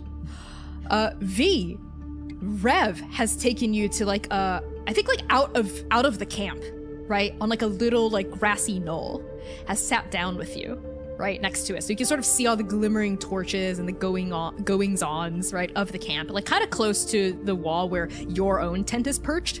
And you see coming out of the shadows Toktoa, like address Dewey, Abiku come up, and then you see Abiku like slink off into the shadows to tail like Dewey and Toktoa, right? And like Rev just says, political machinations of the Qaghans. Let's not worry about that right now, V. We have one final night before we have to go off and do Paragon things, eh? If we can take our minds off of that for just one night, considering all that we've apparently learned today, it was a very busy, wild day. If we could just not for a second, it's a lot to process. Yeah, you know what? Let's just let it go. For now, that can be a problem for future V and Rev. What do you think? No words were better spoken. Rev turns and kisses you, right, as you're like lying down on this grassy knoll. And I think we're going to cut away from that as we go to Dewey. You follow Toktoa, right, like through like the fringes of the camp. And as she walks, like, ooh, like people like snap to attention, right, like immediately straighten. And like Toktoa just sort of like nods, right, sternly and passes by. And she actually leads you like around the inner circumference of the camp to like a little there isn't just like one gate of this camp. There are like several other gates with like watchtowers and smaller gates as well. She leads you to like a smaller like archway leading out into the area where during the day Kyrian riders would practice like riding their horses, right, and like launching arrows from a distance. So it's not a pen, it's just like a wide pasture of like tramped down grass just outside of like the ringed-in camp itself. Right. Actually at the base of the hillock that V and Rev are on, but maybe like 1,000 feet away. Toktoa Qaghan leads you out here, just you and her, right, for some privacy. And she stops maybe 300 feet away from the camp. So it's just the two of you with darkness sort of like encroaching deeper in, the starless sky getting darker and darker all around you, shadows growing long, right? Like the sound of like laughter and soldiers like talking to each other and the banging of the smithy sort of like retreating to the distance beyond the wooden fence. Toktoa turns to face you. Cardew, you don't strike me as a very confident man. What gave it away? Maybe the constant sweating? She takes a step toward you, actually, when she says that. The way your eyes won't ever meet mine. Takes another step toward you. As she approaches you, are you like backing away or standing your ground? Yeah, I think I'm backing away as the steps keep coming. And you speak in a way that's just so... And she takes like a final step toward you, and I think you back up into like a rock that's nearby, right? Maybe submissive.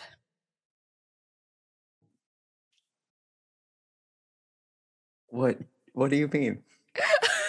And Dewey, Toktoa like pushes up like onto you, right? Like as you like back up onto this boulder. And I think you're like, girl, what? Like, I think it's like a moment of like pure, like, cause how's Dewey responding to this as she sort of like cocks her head and leans in? This is the last thing he expected from her? Why did you bring me out here? Isn't it obvious? Haven't you ever had a midnight rendezvous before? And like her hand is like going to like the back of your feathered neck, and the other hand is like starting to like move onto your like leg. I think Dewey just like slides down and like under her arms to try and get away. She lets you go. I think you fumble a little, like you slip under her arm. She looks at you as you do you like fall into the grass, or are you just sort of like scrambling backward?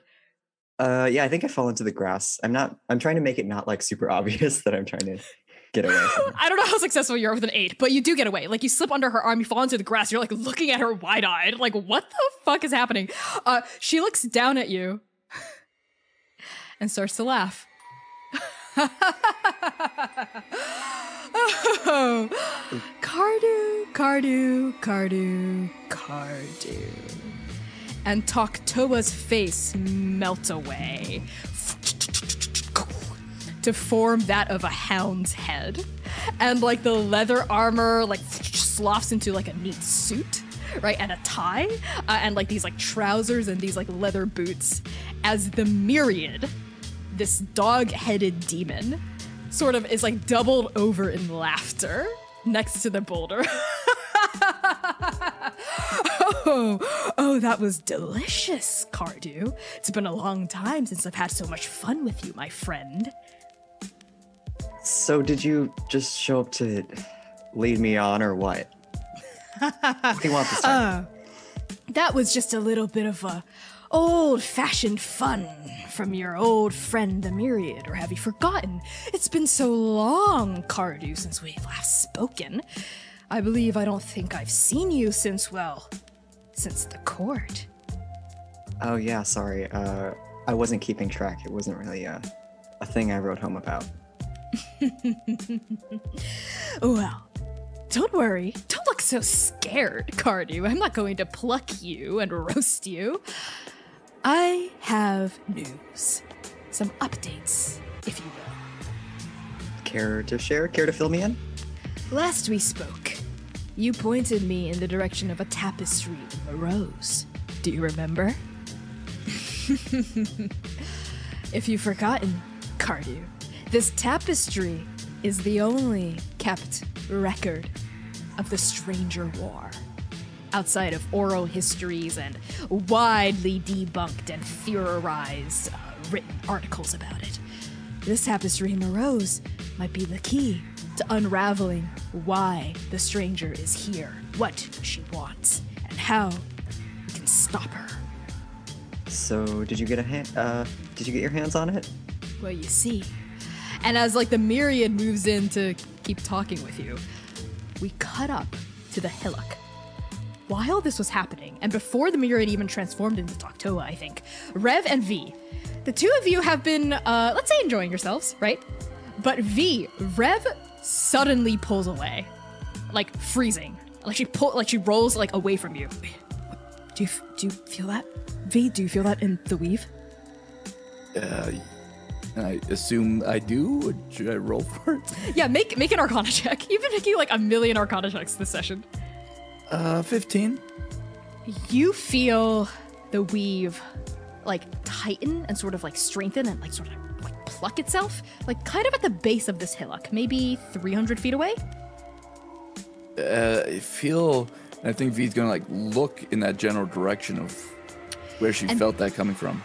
That's when both of you see Dewey, like on the ground looking up at Toktoa Qaghan, who's doubled over laughing. And then you see Toktoa Qaghan transform. Rev, is that the Myriad? Without a word, without a sound, Rev disappears in a whirlwind of black feathers. And that's when we cut to Abiku. Abiku, roll stealth. Make a stealth check. I'm not gonna use my ability because that's a 1. Total? Total, it's a nat 1, but total, it's a 5. Okay. I like that.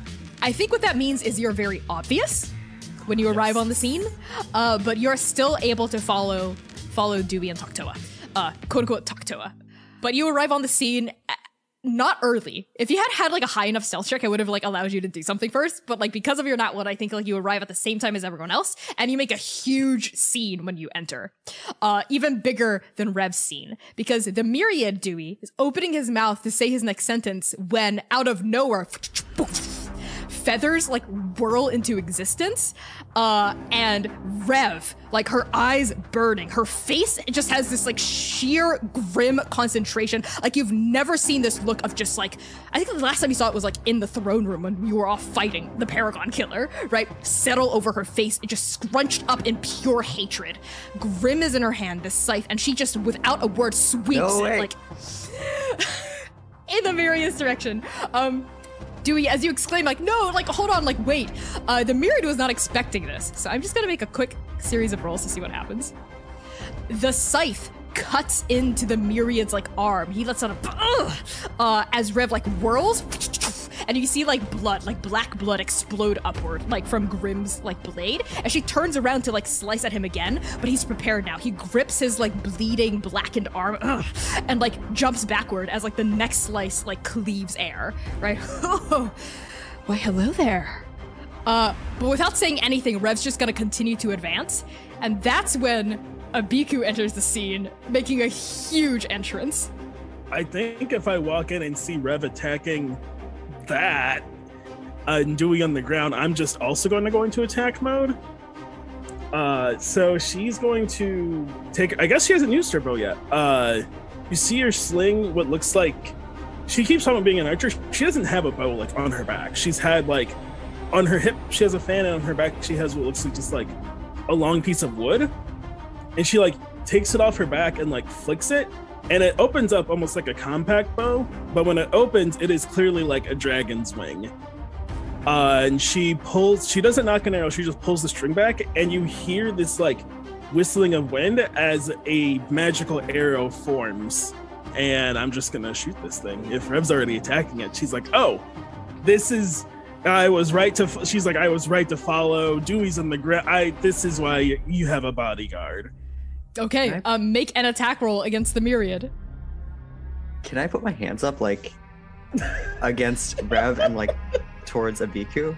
Yes, you can. Like, my feathered wing in front of the Myriad's face, or chest, I guess? Are you trying to take the blow for the Myriad? I'm just trying to say, like, no, wait, stop. Okay, I think this is all happening, like, simultaneously. Abiku, like, pops open this bow, like strings a magical arrow and lets it loose as you pop up and like shout stop, like at the same time. So what'd you get, Abiku? I hope it's not gonna hit Dewey because I rolled a nat 20.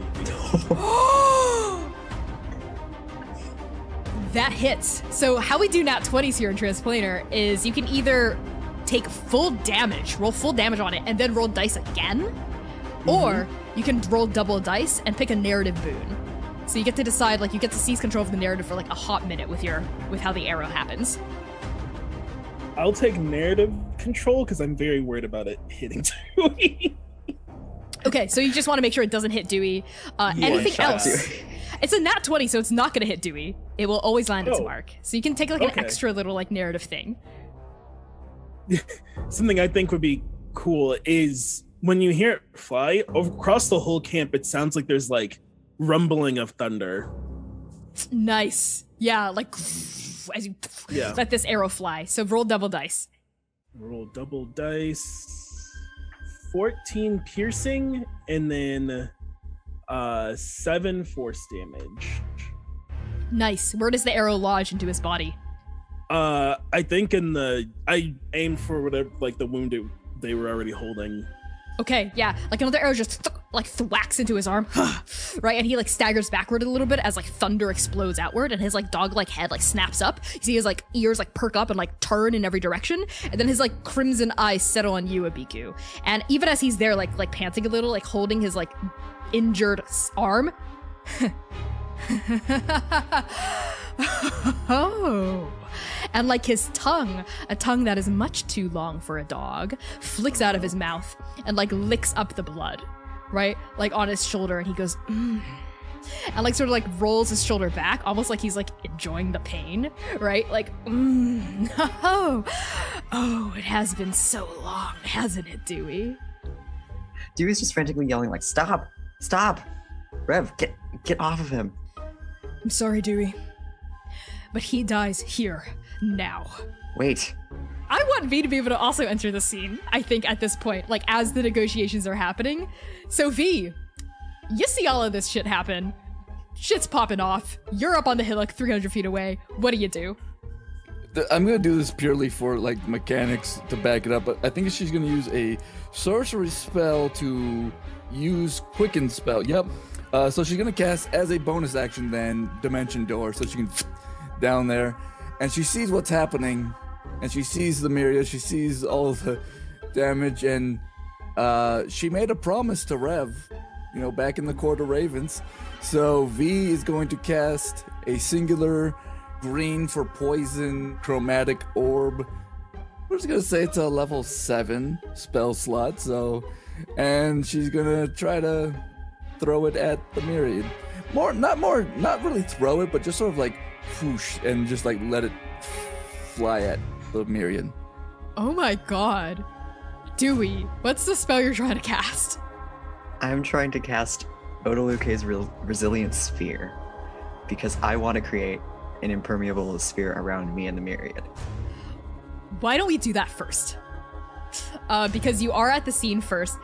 V zaps in, you see the like this ball of like roiling acidic magic fling out from V. You feel the weave like tense and then explode with magic, and you know that that ball is like serious business. That is some serious firepower V is pumping at the myriad. So Dewey, how does the spell work?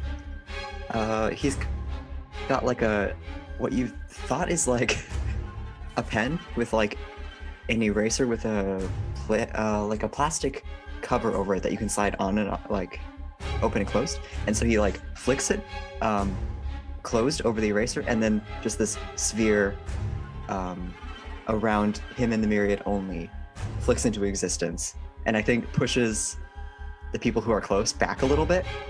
And is the myriad willing to enter this sphere with me? Yes, he is. Okay. He is. Okay. And nothing can pass through the sphere. Not physical objects, energy, or other spell effects. Is there like a save or anything, or does it just happen? Is it a concentration spell? It is concentration, yes. It is a 4th level spell, so... Okay. Then it just works! What's the duration of it? 1 minute. Okay. Like is it invisible, like translucent? Like kind of like with like some magic glowing around it so you can kind of see the boundaries of it? Yeah, I think it's Okay. sort of translucent. I'm envisioning like Violet from The Incredibles when she like has her like, you know, like sphere, like, but instead of like it being purple, it's just like pure force magic bounces up. And V, your spell like explodes, I think, like against the sphere itself, right? And just like goes everywhere around it. So why don't you describe to me what it looks like as you cast that spell and it's shielded? So yeah, V pulls this green orb of poison. It's much larger than, say, the chromatic orbs of the beginning of this campaign. And she sort of like flicks it there and it hits. And the sort of shield pops up just in time. And you see this green ball hit it. And just like, almost like a paintball splatter, just all over it. And you see it like sizzling the shield, trying to get in. And it just doesn't, and you just see it slowly start to dissipate as the effects wear off.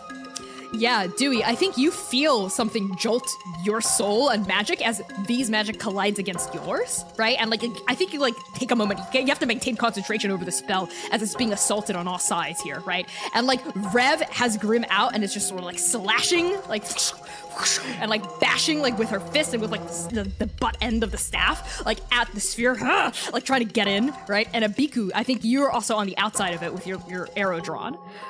And the myriad's inside, just sort of like still holding his like messed up arm, and he's just laughing. Oh, Cardew. Oh, but I am touched. What were you gonna say? Can they hear you? Or is it like silence? If it doesn't say, then everyone can hear, I think. It doesn't say.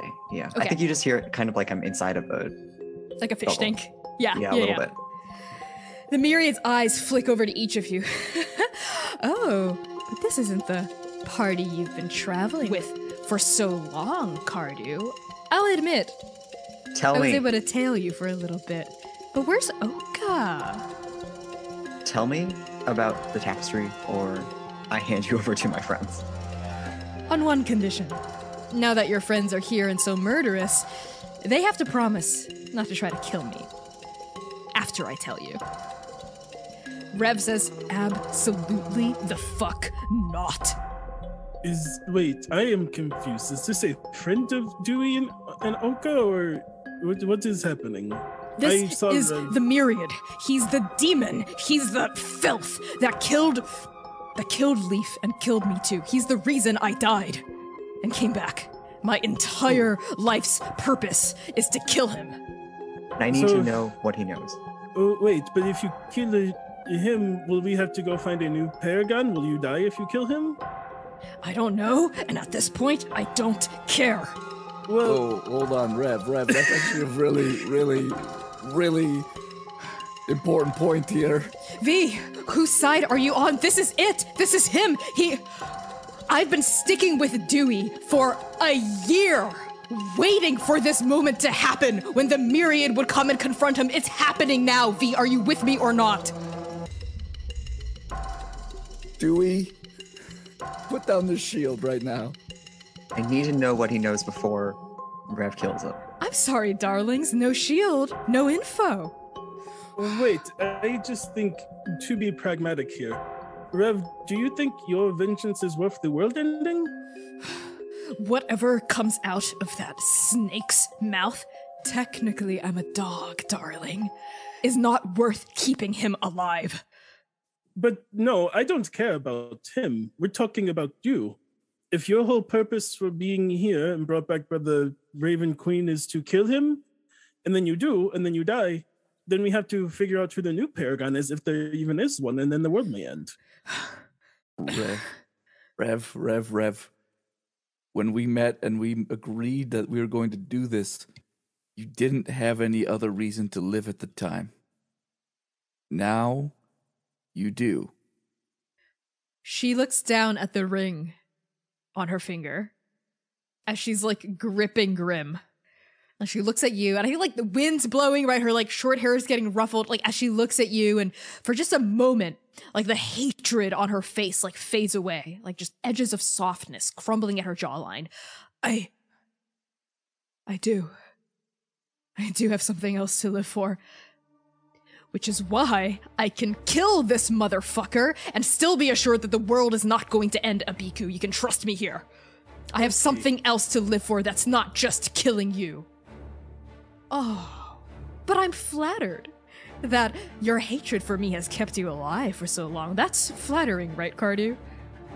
I think Dewey kicks a foot, trying to get him off balance because we're inside of a sphere. He Tell me what takes you it. know. He seems to enjoy it. Again, not until I have some reassurance that your other fine feathered friend here, and his eyes fall over like Rev's feathered cape, isn't going to try to kill me as soon as the words leave my mouth, and that you won't drop the sphere as soon as the words leave my mouth. Well, wait. Do we have your word that you won't try and kill Dewey as soon as the words leave your mouth? I'm not interested in killing Dewey anymore. That's not what I said. Fine. I give you my word, Demon's honor, that I'm not going to kill Dewey after this parlay is over. But it was someone else? Will someone else try to kill Dewey? Well, that's not my problem, is it? You just said it's weird. You said I, like, pointedly, you know? Well, I'm only one person. As for my former employers at the URL, I can't guarantee what they will and won't do. That's right, Cardew. My former employers at the URL. I've put in my 2 weeks' notice. Wait. I'm a free agent now. I'm doing this of my own free will. So what are you going to do after you leave here? What's next for you? Well, that depends. Are you going to take my offer or not? Keep me safe, Cardew, or I won't tell you anything. Is it... You're working against the stranger? And I look at Rev. He's lying, Cardew. He's a liar. The Myriad is a dirty fucking liar. He promised that if he just killed me, he'd leave Leaf alone, but he didn't. You can't trust a word out of his mouth. Okay, yes, I admit it. You caught me. I did lie to you about that one thing once. Okay, I'm a demon. I get my kicks somewhere, huh? But Cardew, I'm not lying to you when I say I'm not on the stranger's side. The stranger seeks to destroy Andake. And I like to live. I like pain. I like causing pain. And I can't have that if there's nothing at all. Can I? So for now, our interests are mutually aligned. Abiku puts her bow and sits down. They can't speak for everyone. He looks to Rev. I'll do whatever you want. I am not going to promise that I won't try to decapitate him as soon as he's done speaking, but whether or not you're able to sustain that sphere to prevent me from doing so, Cardew, is up to you and how strong you are. You understand?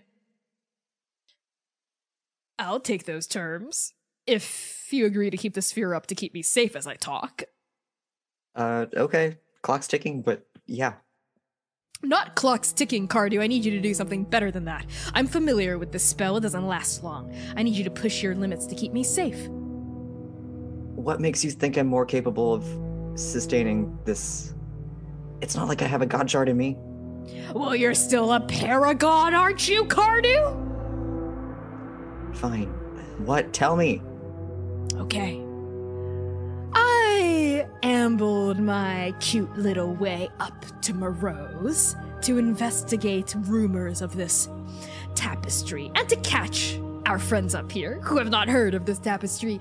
It's the only actual, real record of the Stranger War that exists in Andake, so you might imagine why I'm so motivated to find it. Well, I did find it. Took me a couple of months and spare change, but I was able to track down rumors of this tapestry to a certain lair in Morose. You, actually, Paragon of Scotonectus, might be, egged to learn about this lair. They call themselves the Chromium Order. They are in possession of the tapestry. I was able to sneak in, disguise myself as a member of their ranks. But that tapestry, let me tell you that, is under lock and key. Not even I could break into the chamber that was housing it. I did catch a glimpse of it, though, once, when I was pretending to be someone on patrol. It was massive, quite beautiful, larger than life.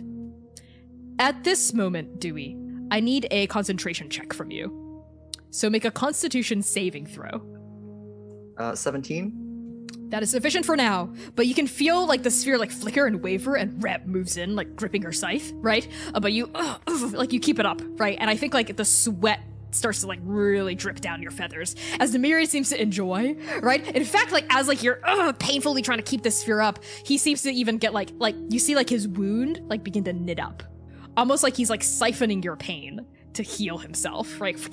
Like the wound on his shoulder.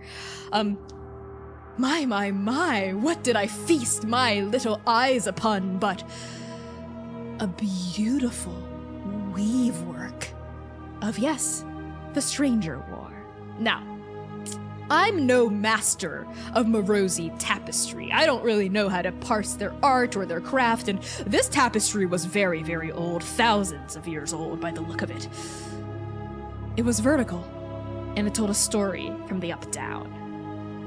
I recognized symbols of the 8 Paragons on top, facing off against... I don't really know how to describe it, really. I'm no artist. In layman's terms, I suppose, a blue light. But as the tapestry went downward, the same images kept coming up. Those same 8 symbols, the blue light. But the blue light became more and more sophisticated, let's say. Out of the light as we traveled down the tapestry, came eyes, and then wings.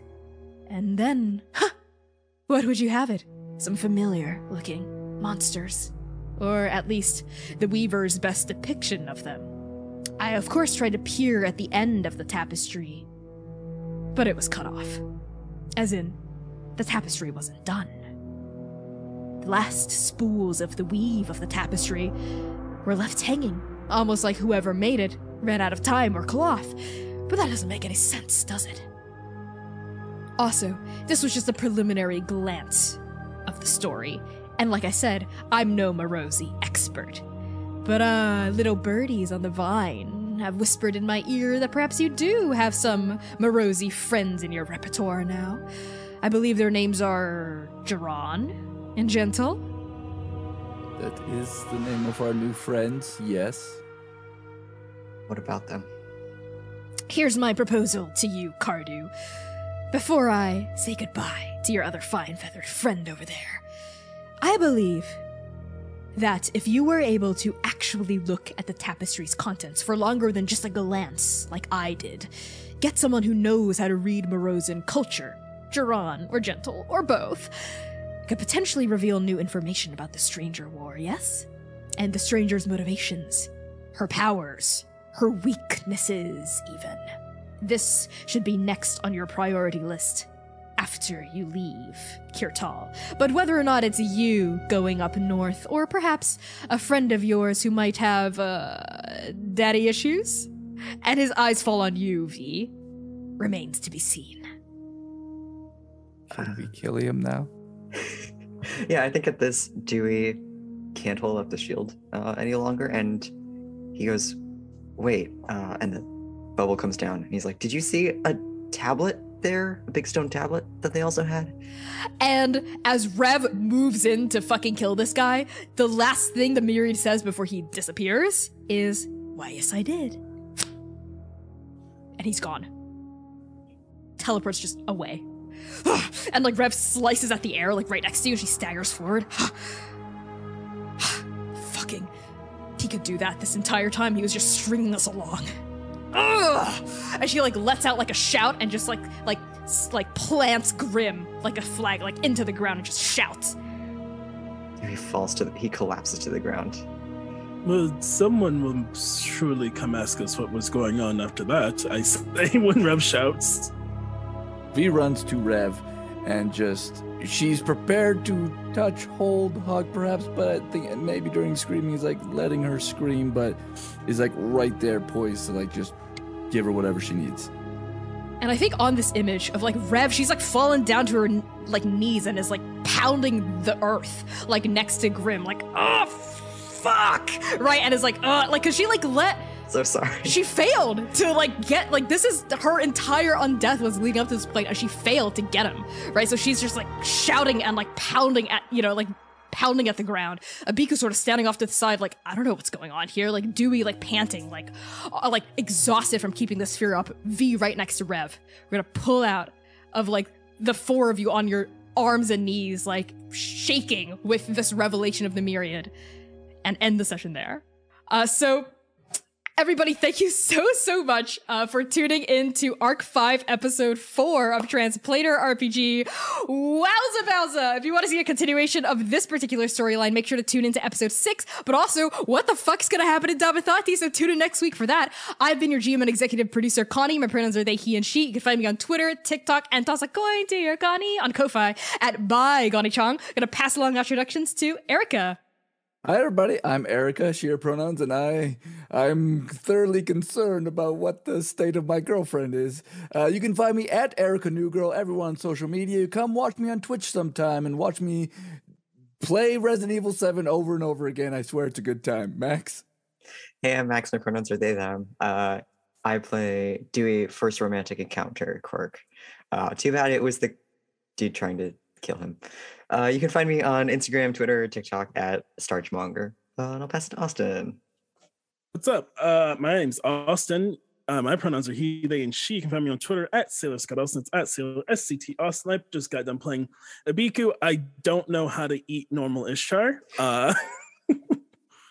Anyway, you can find me on Twitter at Austin. That's where I am most active. I'm a game designer, game player, podcast talker, RP lover. Anyway, back to you, Connie. Yes. Oh my God. Everyone was so amazing that session. Just remember to tune in next week, Saturdays at 7 p.m. U.S. Central Time, 5 p.m. Pacific, 8 p.m. Eastern. Every week we've got Arc 5. Let's fucking grind these puppies out. We will see you next week. We love you all so, so much. And Bijo, Bijo.